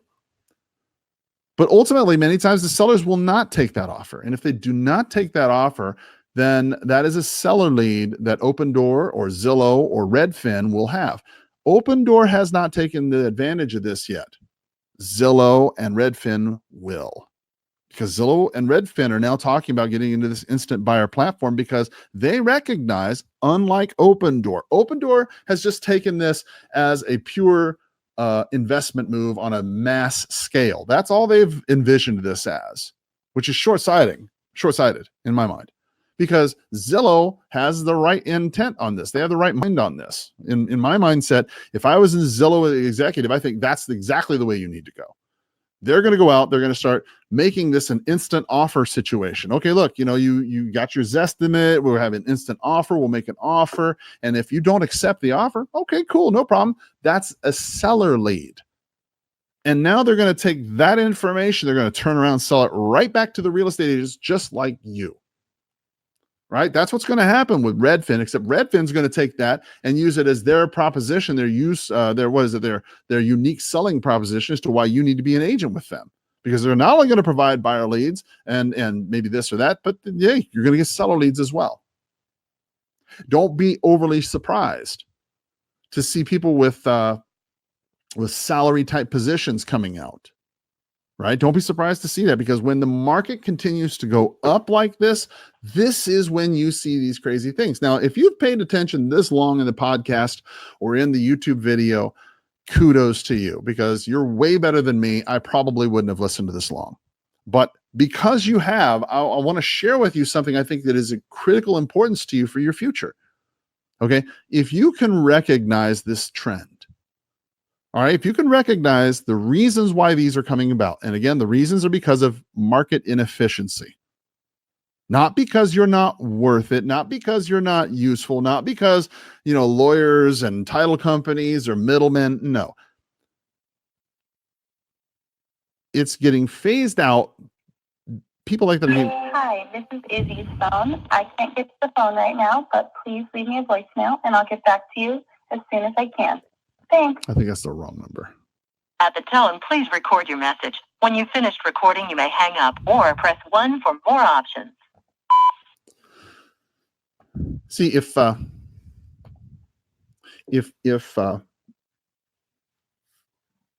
you feel as though that the reason why they're improving is because or becoming more predominant is because they're Hello, hi, Mr. Waterman. speaking. Oh, hi. My name's Carl Krenzel. How are you today? Good. Oh, yes, I'm well, thank you. Yes, sir. I was calling because you used to own, at least I think. Do you still own that property over there at 5654 on First Street? Do you still own that property, sir? Who are you? Yes, sir. My name is Carl. Why are you asking me this? Yeah, no problem. My name is Carl. I'm curious. No problem. My name's Carl again. I'm a broker who buys property here in town. As I understand, Sure. that property is over on First Street's in the Mittman subdivision. I like that subdivision. I want to buy a home in that area. I was just calling to see if you'd ever considered selling it. Have you? How deep are your packets? Well, I got up to $1 million, but I don't think your property's worth that much. No, it's certainly not. But how much do you want for it? There's a house 4 down. I had never thought about it, but there's a house for sale on my block 4 doors down. They're asking over $3 billion. Oh, yes, sir. I believe it. I mean, they're beautiful homes in there. So that's why I was just calling, because I know that a lot of. But you want to give me like $275? Write me a check. Okay. So let me ask you: are you guys living in that property right now, or are you renting it out? I live in that property. That's my house. Okay.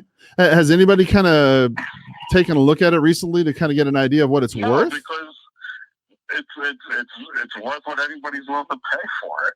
Realistically, I understand. The city says that the county says it's worth one thing, for the taxes and whatever anybody's willing to pay for it. What I'm willing to sell for is really what it's worth. All right. I agree with that. If you were to sell, I'm in sales, buddy. So I'm not looking to sell the property unless you overwhelm me. Unless I what? Overwhelm you? Unless you overwhelm me with an offer. So, I appreciate your honesty, Bob. I appreciate that. Let me ask you, since you're where I live, I've been there 19 years. Oh, good for you. Move unless somebody gets silly. Oh, no worries. Right? Well, Bob, since I got you here anyway, do you know anybody else who might be a little bit more motivated than you to sell their property? I don't even know my neighbor's name. I've been living next to him for 20 years. Oh my gosh. Well, you need to get out of the house, Bob, and say hi. Go bring him a casserole. He's the best neighbor in the world. He built a fence. So, all right. All right, Bob. You have a great day. Stay out of that heat today, okay? You too. All right. Bye-bye. Take care. Bye-bye. Oh my gosh. Okay. Yeah, you don't want to take stuff personal. I mean, people okay, so back to the point at hand. The reason why these people are making all these things, okay, smart contracts, etc., is Hi, this is Tom. I'm unable to come to the phone right now. Is to address market inefficiencies. Okay. So how do you become unafraid or to where these people do not pose, or these things do not pose a threat to you? In my mind, it certainly is. You reached the voicemail box of Aiden Anderson. I can't take your call right now, but if you leave a brief message, That's the wrong number. Thanks. At the tone, please record your message. When you've finished recording, you may hang up or press 1 for more options. There we go. In my mind, you have to strive for efficiency. Okay, you have to strive for that. Now, here's what I mean. When smart contracts come around and become more prevalent. All right, now remember, at the time of this recording is June 26, 2019. There's just been a handful of blockchain recorded transactions. It's not like there's been a lot. Has been forwarded to an automatic voice message system. 52050506007 is not available. Drop the message. At the tone. There you go. So at the moment, there's not a whole lot. And smart contracts are limited in their usage to real estate investment trusts, commercial things of that nature is where that's starting to become a thing. Okay. So it's not really into the residential just yet. However, there's going to come a time when it will be smart contracts, blockchain, and maybe even a situation where you could use cryptocurrencies to purchase property instead of fiat currency. Maybe that's the situation that's going to happen in the future. I don't know. Hello? You've reached me. Leave a message. Okay, let's see it. Let's leave a message. Boom. Message coming. Yeah, so I think it's fair to say. Hi, this is Keith. Hi, Keith. Carl Krenzel. How are you? Good. How are you doing, Carl? Man, I'm better than I deserve. Thanks. I'm not sure if I have the right person. I apologize. Are you the fellow who happens to own that property at 5555 East Hawthorne? No. Oh, gosh. 55 East Hawthorne. Yes, sir. It's here in Tucson. Okay, gosh. All right. Yeah, I got the wrong number. Do you know anything about Chatara Tawari or anything about that property at all, or no? Which one? The name was Tawari. The last name was Tawari. I believe the first name was Chatara Tawari. I probably murdered the name, but the property was on Hawthorne Street. Do you know anything about either one of those? No, is it some kind of assisted living or something? No, it's a house that was available down there on Mittman in the Mittman edition. I wanted to buy, and I was seeing if I could find the owner of that property. So, okay, well, no worries. Well, listen, since I got you anyway, I guess I got the wrong number. Do you happen to know of anybody who's got an unwanted home that I could buy for cash? No, I don't. Okay. I don't know anyone that's like, I have a house for cash. No. No worries. All right. Well, listen, I appreciate your time, and be sure to stay out of this heat today. Okay. Absolutely. Thanks so much. Thank you. Take care. Bye-bye. Take care. Mm-hmm. All right. So first step, obviously, is to be versatile. Okay. There's going to come changes in your marketplace that you're not going to be accustomed to. You're not going to be used to. And the best piece of advice I can give you is, Deb, hi, I'm not sure if I got the right place. My name's Carl. I was looking for the Hannemans. Have I got the right spot? Yeah, no problem. Hanneman, are you looking? Yeah, no problem. I apologize. Deb Hanneman, actually, she owns a property over there on 4th Street, 5750 4th Street. That's the right place. Oh, great. Okay. Oh, okay, great. No problem. Well, my name is Carl Krenzel. I'm a broker here in town who buys property, and I was just calling to see if you folks had ever considered selling that property. Have you? No, we're here for life. Oh, yeah, I don't blame you. That's a great little neighborhood. I've been hearing that a lot today. It's the best neighborhood. So quiet. I know. That's why. Between 4 of the busiest sections in town, and you never hear anything here. I know. That's why I'm trying to buy something in there. No problem. Well, listen, since I got you here anyway, do you know any of your neighbors in there who might be open to an all cash offer or has an unwanted property? No, I really don't. Okay. No problem. I wish I could help you out. Well, I appreciate your time. You have a wonderful day, and be sure to stay out of that heat. Okay. Yeah, you too. Good luck. Thank you. Find something. Thank you, sir. Bye-bye. Bye. Okay. All right. Okay, so here we are calling again. Resume. This person right here just picked up the phone, and I apparently hung up on him. So let me give him a call right back. So the best piece of advice I can give you is to remain versatile. Okay. Because I remember when Mr. Diallo. Hello, this is Dan. Hi, can you hear me okay this time? I can. Oh, okay, good. I was having trouble with my phone a minute ago. I apologize. My name is Carl Krenzel. I was calling. I might have the wrong number. Do you happen to be the owner of that property on Rosewood Street? No. Oh, gosh. Okay, I'm sorry. I noticed it was a long distance number. I was just kind of taking a stab. Do you know anything about a property here in Tucson owned by the Diallos on Rosewood Street? No. Okay, gosh. All right. Well, listen, I appreciate your time. I'm sorry for the wrong number, and I hope you have a great day. Okay. Okay. Thank you. Take care. Bye-bye. Okay. Resume. Let's see. Let's get rid of this number right here. Let's see. Wrong number. Delete. Don't count. Resume. There we go. So when I think about the career that I've had and the people that I've seen drop out of the business because of the changes, the internet, the Leave a message. I'll get right back to you. Thank you. The multiple listing service going on to the computer. I remember the very first time it wasn't even a computer. It was Sorry, but the person it was a you called teletype.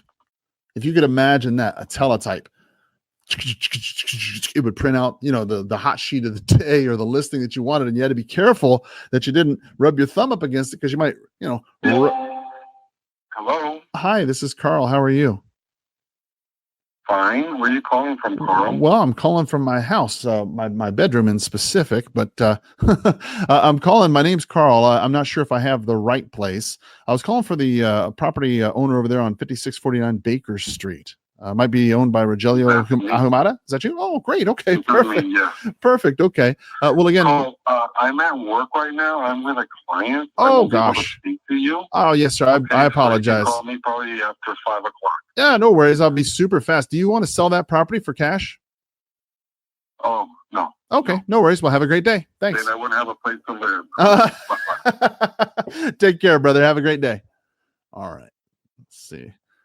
Yeah, I'm not going to bother calling you back after 5 when I got you right now. That's not even going to be worthwhile. Okay, resume. Boom.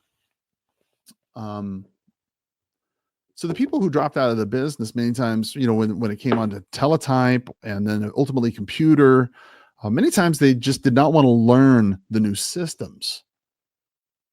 I was very fortunate in the sense that my mother forced me to learn how to type. She forced me to learn because she knew that computers were going to be the future. She knew that was the way it was going to be. And you need to adopt this principle as well. Okay.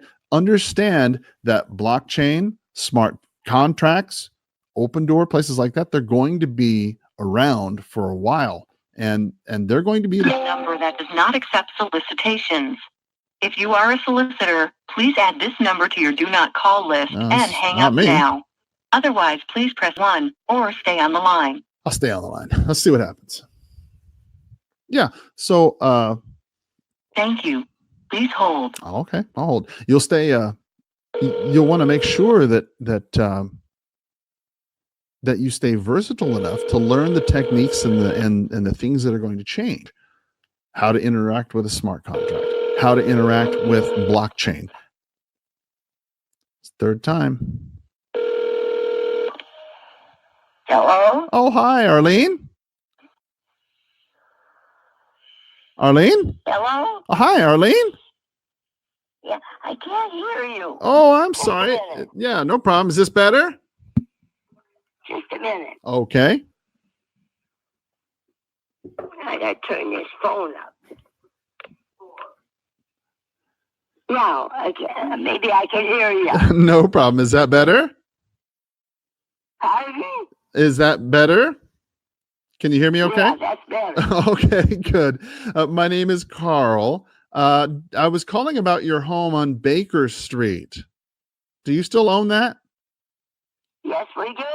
Wonderful. And I'm not selling it. I don't blame you. That's a beautiful home. Well, I was calling to see if you know of anybody else in that area who might be open to an all-cash sale. Do you know anyone? No, I don't think so. I'm sorry. Okay, no problem. Well, I appreciate you, and I hope you have a wonderful day. Okay, Arlene? Well, thank you. Yes, ma'am. Take care. All right. Now, admittedly, before you guys troll me, okay, that was not my best call. I probably could have closed a little bit more with her, but she was just a little old lady. I just didn't feel like beating up on her for that. But yeah, so The call has been forwarded to an automated voice messaging system.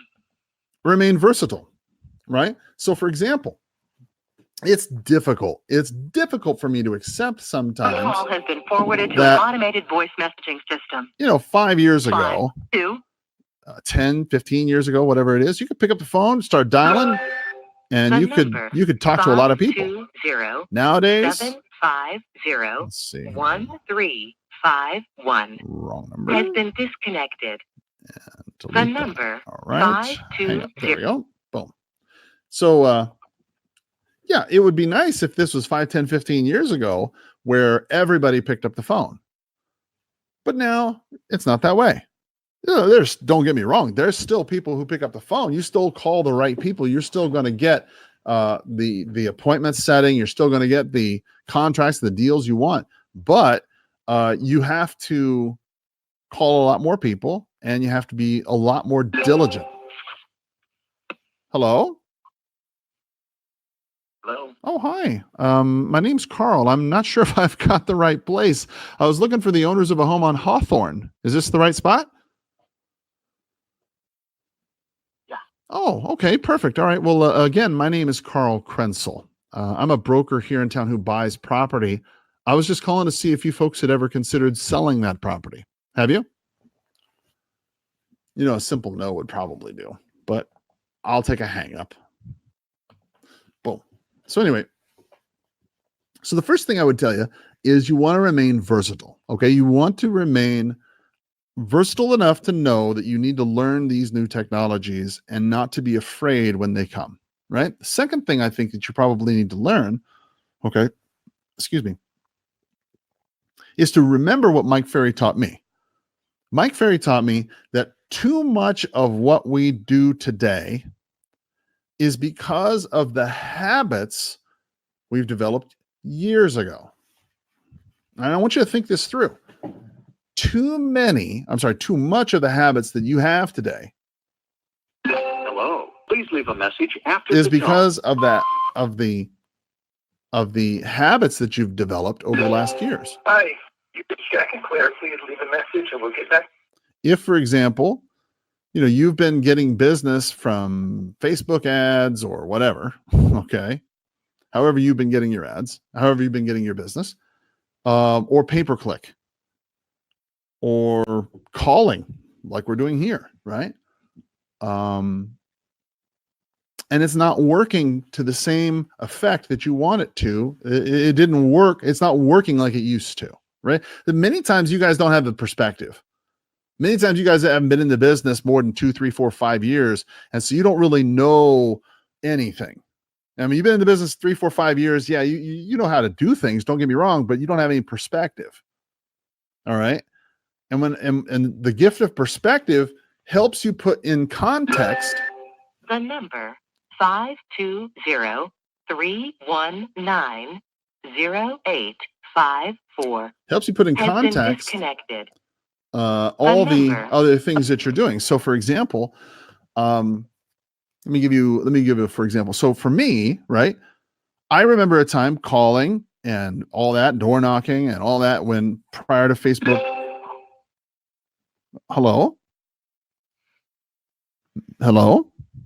Miss Allen? Anyway, I can remember a time when it would be far different to talk to people, and people would be more responsive. Right?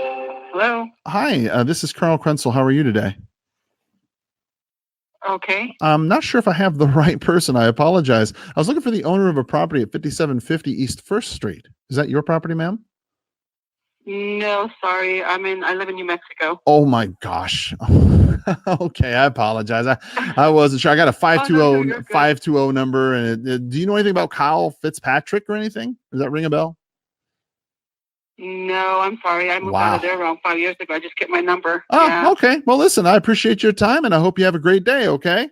Oh, okay. You're welcome. Thank you. Take care. Bye. Bye-bye. All right. Get back to dialing. So the second thing, obviously, the first was versatility. The second thing, obviously, is being willing to understand that the things that you do today many times are because of the habits that you developed 5, 6, 10 years ago. So for me, calling, okay, became a habit. All right. And it's much of what I do today because of the habits I developed years ago. Fortunately, this is still a pretty productive habit. Now, it's true, we've been calling an awful lot of people and leaving a lot of voicemails. Hello? Please leave your message for... Leaving another one, right? It's true. We've been making a lot of calls, leaving a lot of voicemails, but on the other hand, it's still pretty productive. I still have people calling me back. I still have people calling or going on carlbuyshouses.com. I mean, there's a lot of people that interact with me in a lot of different ways simply because I'm out there The number pushing. 520-790. Hang on just a minute. 942. Hang up. Because I'm out there pushing the ball down the field, right? So the second thing, obviously, is to just understand that if something that you're doing now isn't working, 0, 4, 6, all right, 5, 3, 3. Then understand 5, 6, 7, 8, 9 years from now, you may need to change it. Hello, this is James Lamb. I'm unavailable. James Please Lamb. leave your name. That's totally not who I wanted. So anyway, for example, 5 years ago, 6 years ago, maybe 10 years ago, 15, I don't know however long ago it was, we couldn't really text people. We couldn't DM or instant message people, certainly couldn't tweet at them or anything like that. Well, I suppose you could 10, 15 years ago, but the point is there was a period of, Carol, there was a period of time in the not so recent past. There we go. The not so recent past when Please leave your message for 52. Hi, this is Carl Krenzel. How are you? Mr. Lind? Who's this? Oh, I'm sorry. My name's Carl. I was looking for Mr. Lind. Have I got the right place? No, I don't think so. My name's Skyler. Oh, gosh, Skyler, I apologize. I'm looking for the owners of a property at 5759 East Baker Street. Does that ring a bell?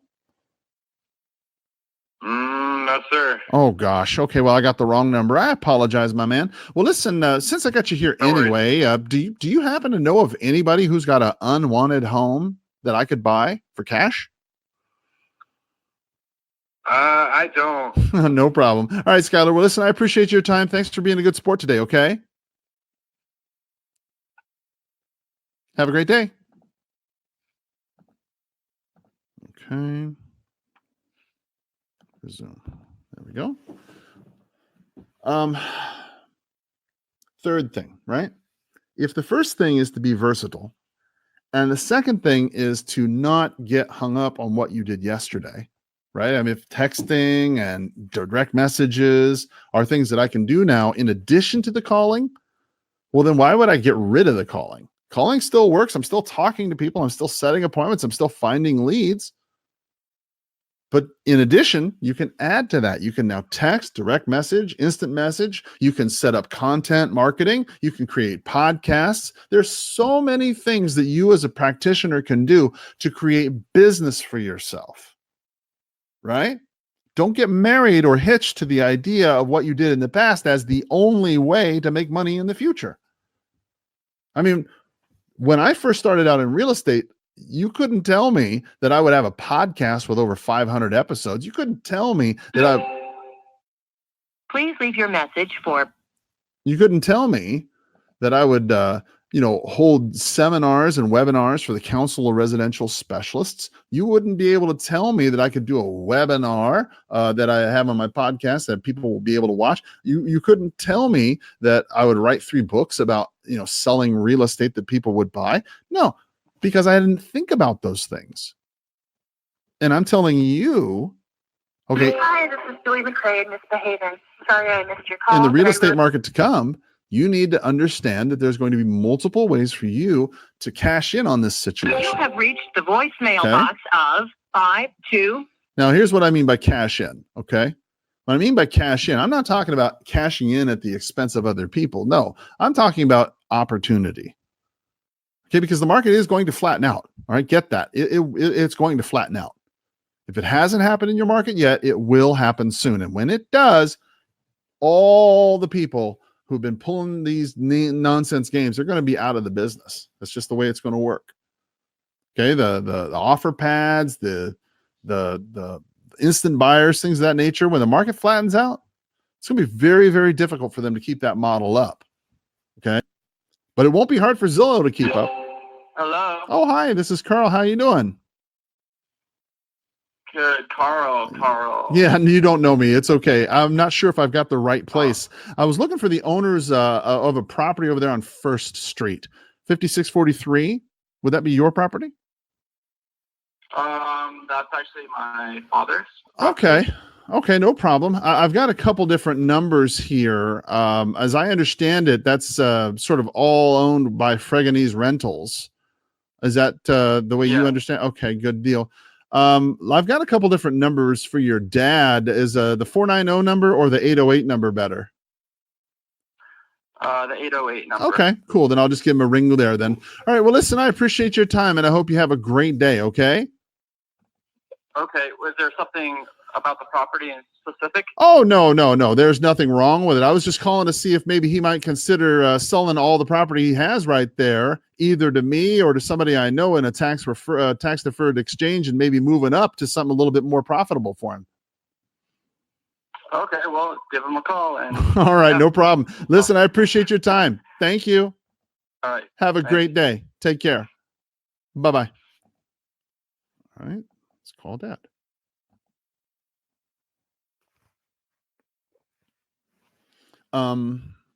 So the third thing, right? In order. Thank you for calling Mountain View Animal Clinic. This is Tammy. How can I help you? You know what? I have the wrong number entirely. I apologize. That's okay, hon. Thank you. Yes, ma'am. You have a nice day. Thank you. All right. Wrong number. Count it as a contact. No. Delete it and resume. Okay. Boom. Come on. Resume. Press resume. There we go. Hold on, folks. There we go. So, Hey. you know what? I think I accidentally called you again, didn't I? Yeah. Okay. No problem. All right. Press resume. Here we go again. Hopefully we'll be able to get a hold of Dad this time. See, when you see a property where they say, Fregonese Rentals or whatever, it's like a whole bunch of rentals, LLC type thing, and you get the impression that they own more than one, you certainly want to talk to them about the possibility of doing a 1031 exchange. Sorry, the person you are trying to reach has a voicemail box that has not been set up. A lot of yet. investors, Please try your call again later. especially real estate Goodbye. investors, are not familiar with a 1031 exchange. And if you explain to them what a 1031 exchange is, many times people are super interested in that because it makes a lot of sense. I mean, you're able to go ahead and sell something at a tax-deferred basis. You're able to go ahead and improve. If you have a bunch of little bitty properties, you can improve. Please leave your message for 52. You could improve into. Hello? Hello? Oh, hi. This is Carl. How are you? Okay. I'm not sure if I have the right person. I apologize. I was looking for Christine Smith. Is this Miss Smith? Yes. Oh, perfect. Okay. Are you still the owner of that home over there on Rosewood Street, ma'am? Don't call us. We're never selling. Our son has got it. Well, hallelujah. Don't Hallelujah. Do you know of anybody else who's got an unwanted property I could buy, Chris, since I got you here? No. Okay. No. Well, listen, may the blessings of our Lord fall on you, okay? Have a wonderful day. Thank you. Yes, ma'am. Kill them with kindness, guys. Kill them with kindness. Don't let people and their sour attitudes stop you. Okay. Yeah. So understand that the more you pay attention in the marketplace, the more you're going to get paid. Please leave your message for 520. Let me try and repeat that just in case you missed it. You want to pay attention to the market you're in. Because the more you pay attention to the market you're in, then you're going to be able to overcome the problems you have. So let's say, problem for you, OfferPad. Say a problem for you is competition in some way, right? Start to pay attention to the marketplace and to what you do. Because the more you pay attention, all right, the more you're going to get paid. If you pay attention to the things that are in your marketplace, you're going to learn how to Hi, this is Carl. How you doing? Who's this? Oh, I'm sorry. My name is Carl. I might actually have the wrong number. I was looking for the Pattersons. They own some property over there on Hawthorne Street. Have I got the right place? No, I think you have the wrong number. Oh my gosh. Okay. Is this Rogelio Viramontes? No. Oh my gosh. Does any of those names or that property sound familiar to you at all? No. Holy cow, I'm way off. Oh man, I'm sorry. Okay. Well, listen, I got the wrong number. I apologize. Since I got you anyway, do you know anybody who's got an unwanted home that I could buy for cash? Take that as a no. All right. Boom. Here we go.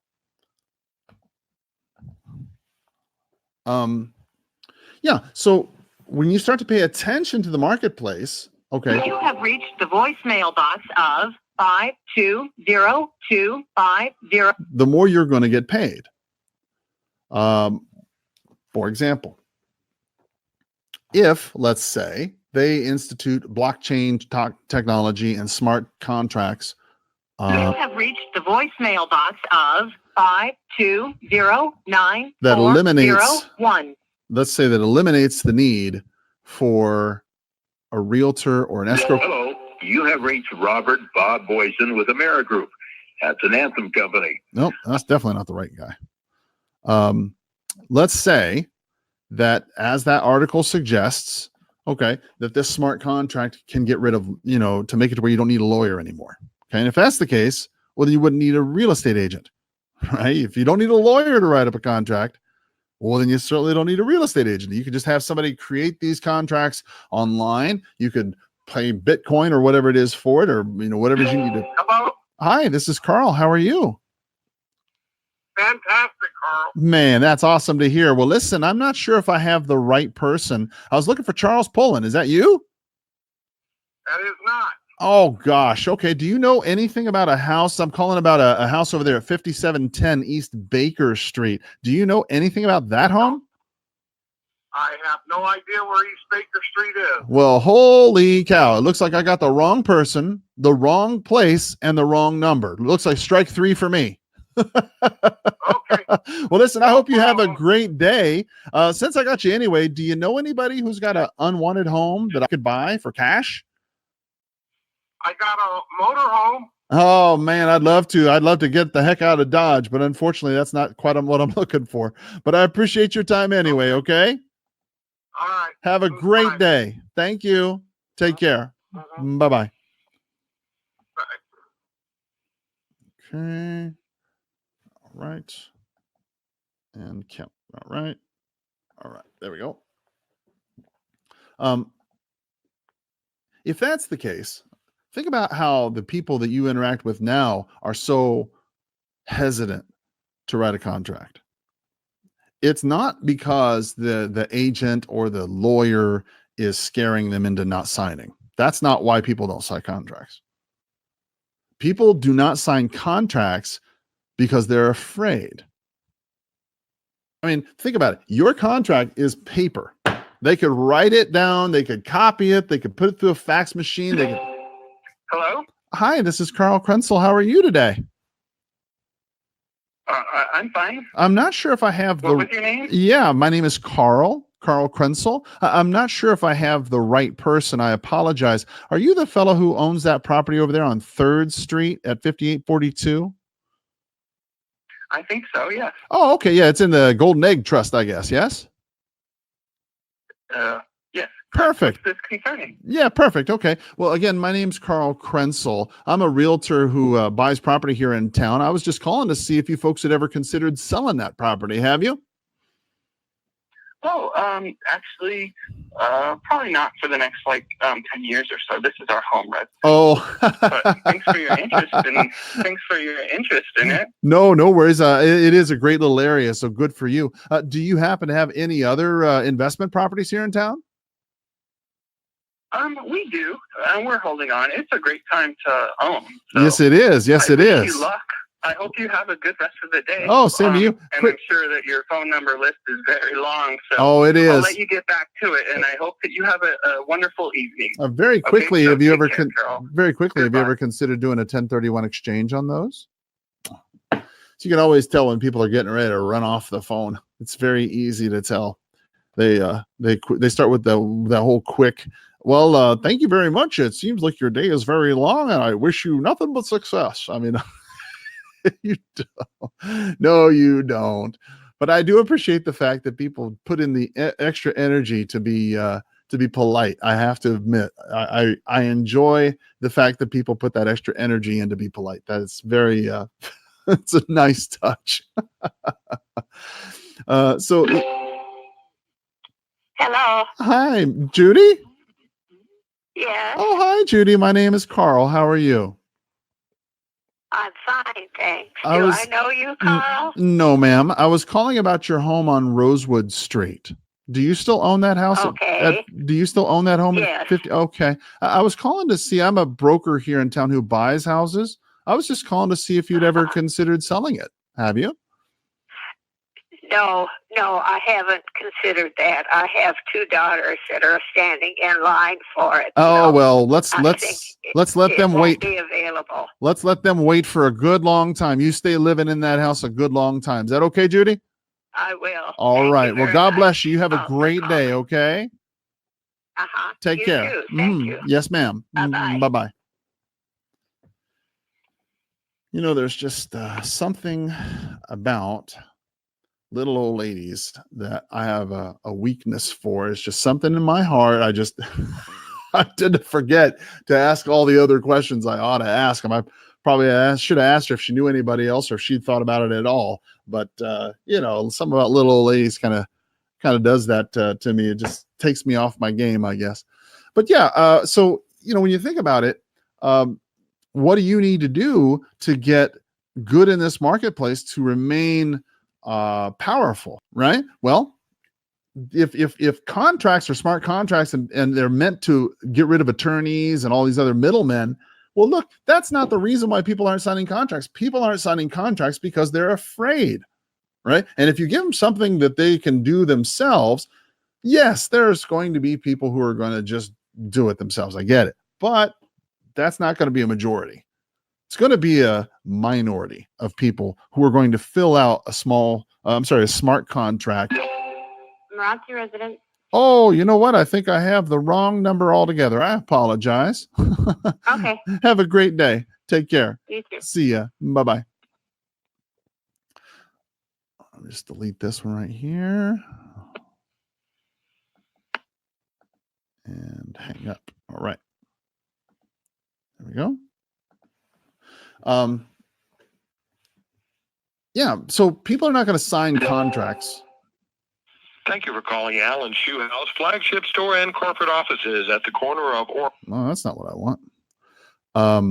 They're not going to sign contracts and all this and all that without some kind of advice, without just, you know, talking to somebody or getting advice or getting perspective or something. It's just not in the cards. People do not buy homes that way because they are very scared, for one, and there's a lot of unknowns, for two. Okay, you don't need to hire an agent to be a psychotherapist to walk you through it and calmly help you walk you through the hand. And no, you don't need that. But you do need to have somebody Please leave a message after the who can help put these things into some kind of perspective for you, right? Because if you don't have any clear perspective about how all these pieces fit together and when this closes and when you do this and when you do that and all of those things, you don't have a clear idea of what's happening. Hello. Hi, this is Carl Krenzel. How are you? I'm good. How are you? I am better than I deserve. Thank you. I'm not certain if I have the right place. I apologize. I was looking for the Wong residence over there on 4th Street. Have I got the right place? Yes. Who are you looking for? Yeah, no problem. Well, my name is Carl Krenzel. I was actually just looking for the owner of the property over there on 4th Street. I'm a broker who buys property. I was just calling to see if you folks had considered selling that home. Have you? No, my parents have lived here forever. Oh, have they? Oh, yeah. I don't blame them. All right. Well, listen, I appreciate your time and you have a great day. Okay. Okay. Thank you. Bye-bye.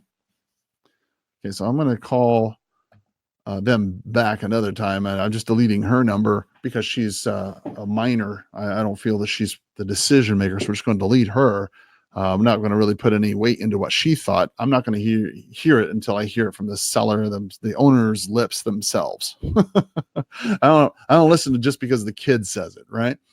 So when you think about it, as a practitioner, knowing that blockchain, smart contracts, Zillow, Redfin, all these places are looking for your leads, looking for your sellers, trying to get you out of the business, cut you out as a middleman. What do? Thank you for calling. For service, please press 1. Hang on. Let's see here. How did I get to this place? That's not what I want at all. This is like the International House of Pancakes or something. I don't even know what number that is. Let's get rid of this. Hang on. Wrong number. Do not count it as a contact. We're going to delete that. That's because I'm calling everybody in a specific area right there. And I don't know how they got in there. So it's all right. It's all good. They're deleted now. All right. So anyway, like I said, developing the habits. Hello? Hello. Oh, hi, Gordon. Who are you? Oh, my name's Carl. How you doing, Gordon? What do you want? Well, I wanted to give you some money about that house on 3rd Street. Have you ever considered selling it? I want $1 million after tax. That's a damn shame because I only got $1 million and I don't think I'd be able to go over the closing costs. But damn, if I had just another 10,000, you could have got it. Oh, well, listen, do you know anybody else, Gordon, who's a little more motivated than you?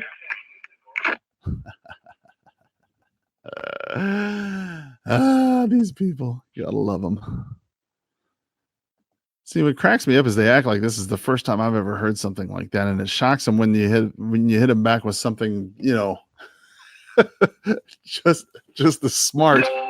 Kim Click, this is Kim. Oh, you know what, Kim? That's a shame. I got the wrong number too. I apologize. I don't know. You have a great day. No problem. Take care. See ya. You too. Bye-bye. Bye-bye. Okay. All right. Wrong number. Delete that. All right. And delete that. Boom. Okay. Yeah, don't get phased out when people try and tell you stuff like that. Oh, I want $1 million. Well, great. I'd love to give you $1 million, but unfortunately I can't pay for all the closing costs, so you're out. Whatever. People always try to get funny with you. Don't let that rub you wrong. Just take it with stride, have a good fun with it, because realistically, I don't remember any of these. Hello? Please leave your message for. I don't remember any of these people. I really don't. I mean, as many people as I talk to every single day, they have to say something really strange for me to really remember them. Because I mean, for you to say, well, drop dead, go away, whatever, that doesn't mean anything to me. I forget that in 2 seconds. All right. So anyway, like I was saying, the number you have dialed is not in service. Please check the number and try again. All right. Hang up. Wrong number. Delete. All right. There we go. Resume. So as I mentioned, when it comes to blockchain, smart contracts, and the changes that you're going to face in your real estate career, number 1, be versatile. Number 2, understand the habits that you develop now are the habits that are going to carry you through. Hello? Hi, Donna. No. Oh my gosh. Okay, I might have the wrong number. My name's Carl Krenzel. I was looking for the owners of a home on Baker Street, 5809. Have I got the right number? That's how you know you do. When they hang up on you, they're like, yep, that's the right number. Well, we're going to put you down as a no answer. You're going to get a call tomorrow anyway. You're going to get another call.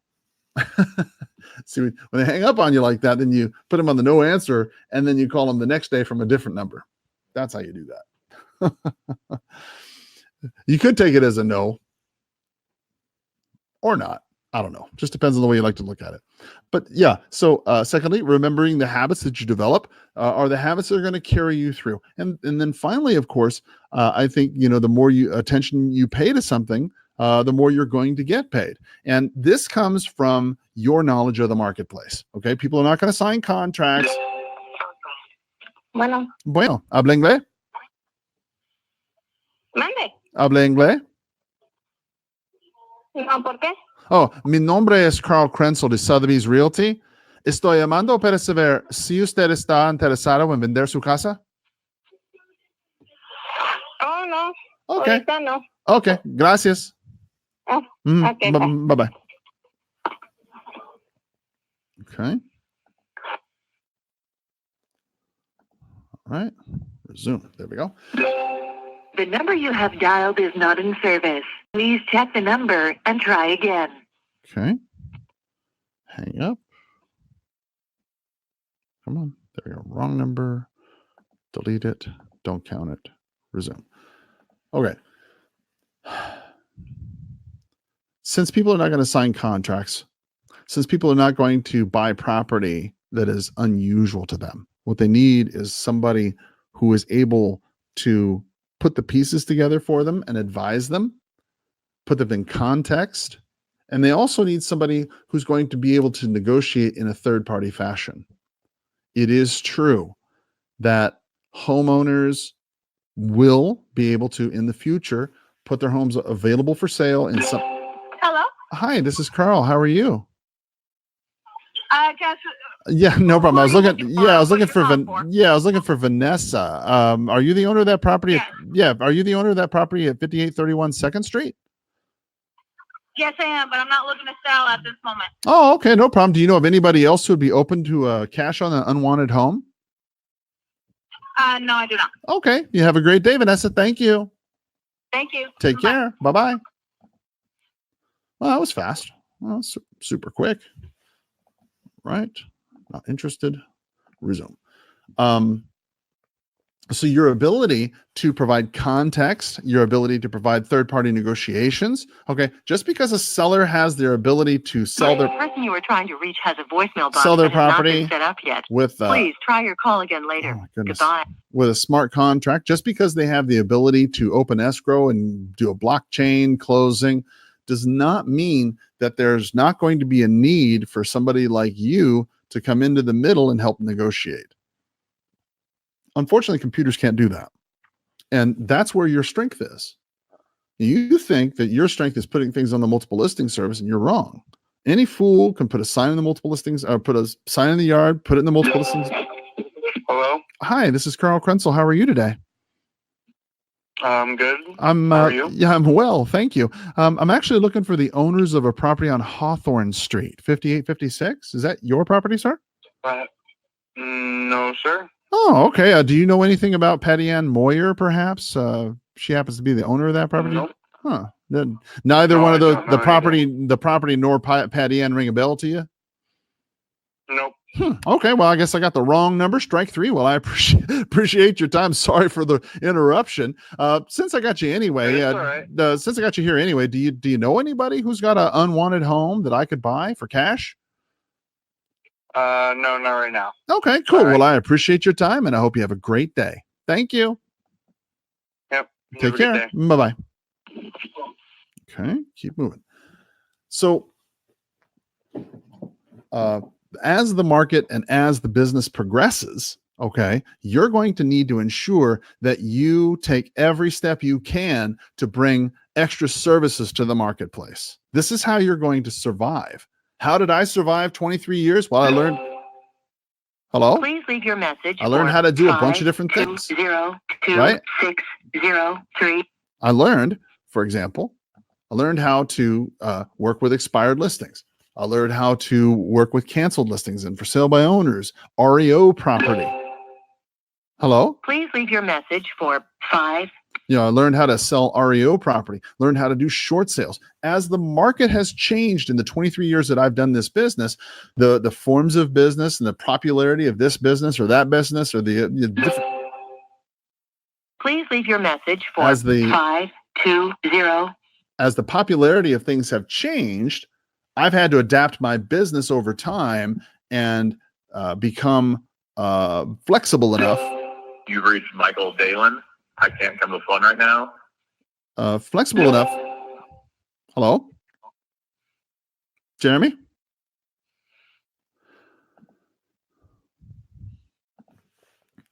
To remain flexible enough to go ahead and deal with the customers and the problems that they've had over time. And that's the same problem you're going to have. Okay, you're going to have to identify the problems that your customers are going to have in the next 5, 10, 15, 20 years. And then you're going to have to develop strategies and skills to overcome them for problems that aren't even around yet. I mean, we have problems in the real estate game that are coming that haven't even been invented yet. Think this through. BlockChain, smart contracts, OpenDoor, OfferPad, Zillow, Redfin, they are all causing problems that nobody's ever encountered yet. How do you solve it? Hello? Hi, this is Carl Krenzel. How Hello. are you? Hi, my name's Carl. How are you? I'm fine. I'm not sure if I have the right place. I apologize. I was looking for the Alcantras. Have I got the right spot? No. Oh, no. Okay. Do you know? Who are you looking for? Yeah, it sounds like I might have the right place or wrong place. My name is Carl. I was looking for Donna Alcantara. She owns a property at 5817 Okay, Baker.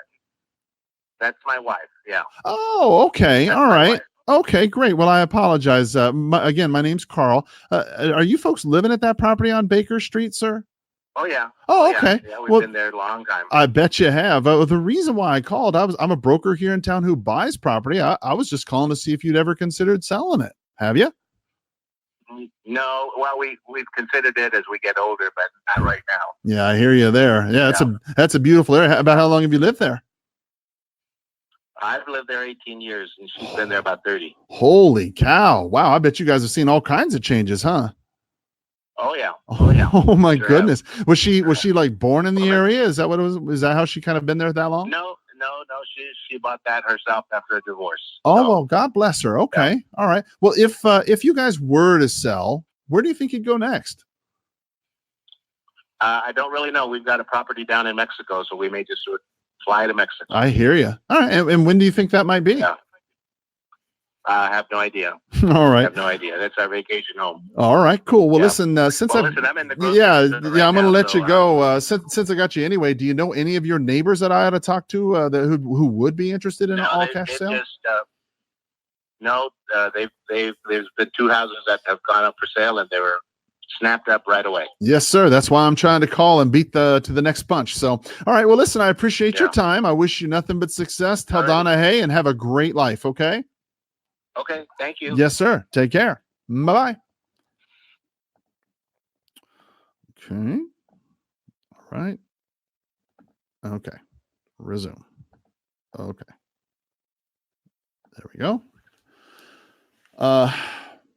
So over the years, obviously, I've changed my business models. Business model, the business that I do so that I can approach certain people, so I can help certain groups of people. And it's going to be the same thing with you. Okay. So when you look at smart contracts and blockchain, I would highly recommend that you go out, take the time right now to learn what you can about these technologies, right? So that you will be prepared and, when questions come. So when you're out at your open house and talking to people in the marketplace, people are going to have questions. And when they do, it's better for you to be aware and informed in how you can help the customer, because that is... Thank you for calling. For service, please press 1. That is where your value is going to be. When you think about it, your value is not, again, putting things in the multiple listing service, writing contracts, all that. Yes, you can write contracts, but ultimately in the games to come, you might just be, taken out of that equation. You never know. And the only thing I can recommend to you is that you take the time now to learn about the technologies that are coming on the forefront so that you can go ahead and be prepared for them, right? That way, when they do become available, you'll know what to do, right? Let's see here. Let's go ahead and press resume there. All right. So it is 10:42. Let's go ahead. Boy, we've made an awful lot of Hello. Hi, this is Carl Krenzel. How are you today? I'm good. Who am I speaking with and for what reason? It's okay. No problem. I might have the wrong number. Let me give you an apology in advance. I was calling about a property that you might be the owner of at 5857 Hawthorne. Is that your property, ma'am? No. Oh, boy. Okay. I guess I got the wrong number then. I apologize. Yeah, I don't own anything here. Oh, all right. Thank you. Okay. Well, all right. No worries. Well, listen, I hope you have a great day. Okay. You too. Thank you. Bye-bye. Bye-bye. Okay. Wrong number. Delete that. All right. Okay. Well, guys, I think what we're going to do here, I think we're going to go ahead and call it a day as far as prospecting. We've been prospecting here for a very long time. Let's go ahead and turn the dialer off. And let's take a look and see what we've done today. Holy cow. Whew, we've done an awful lot of calling. Got an appointment later today from a callback that called me back yesterday. Again, one of the things that I really do like about this system is that while you're calling people, you have a multitude of numbers that you can go ahead and leave as a voicemail, and that will get a lot of responses back for you, and you can set appointments from that. So today, let's see, we've got, holy cow, June 26th, we called 382 leads. We made 609 calls. We made 56 contacts, left 59 voicemails, and set one appointment. So for a total of 2 hours and 2 times of talking. So hopefully that's going to be something that'll be turning out for us today. So, guys, that is about the end of what I can tell you for today. Let's see. Looks like, let me read some of these comments here real quick. Brian says, first time watching you live. Really enjoyed it. See you next time. I will definitely be checking out your videos later when I get home. Thank you. Well, listen, Brian, thank you. Thank you for paying attention. Thank you for sharing this as well.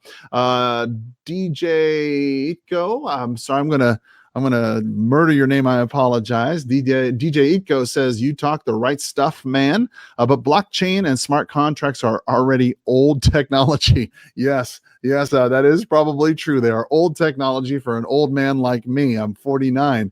Says you should research stuff like holochain, hashgraph, and radix DLT. Well, thank you for bringing it to my attention, and I certainly will go ahead and check those out. And now that you've brought it to my attention, it's going to be right here on the podcast for all the other investors and realtors to listen to. So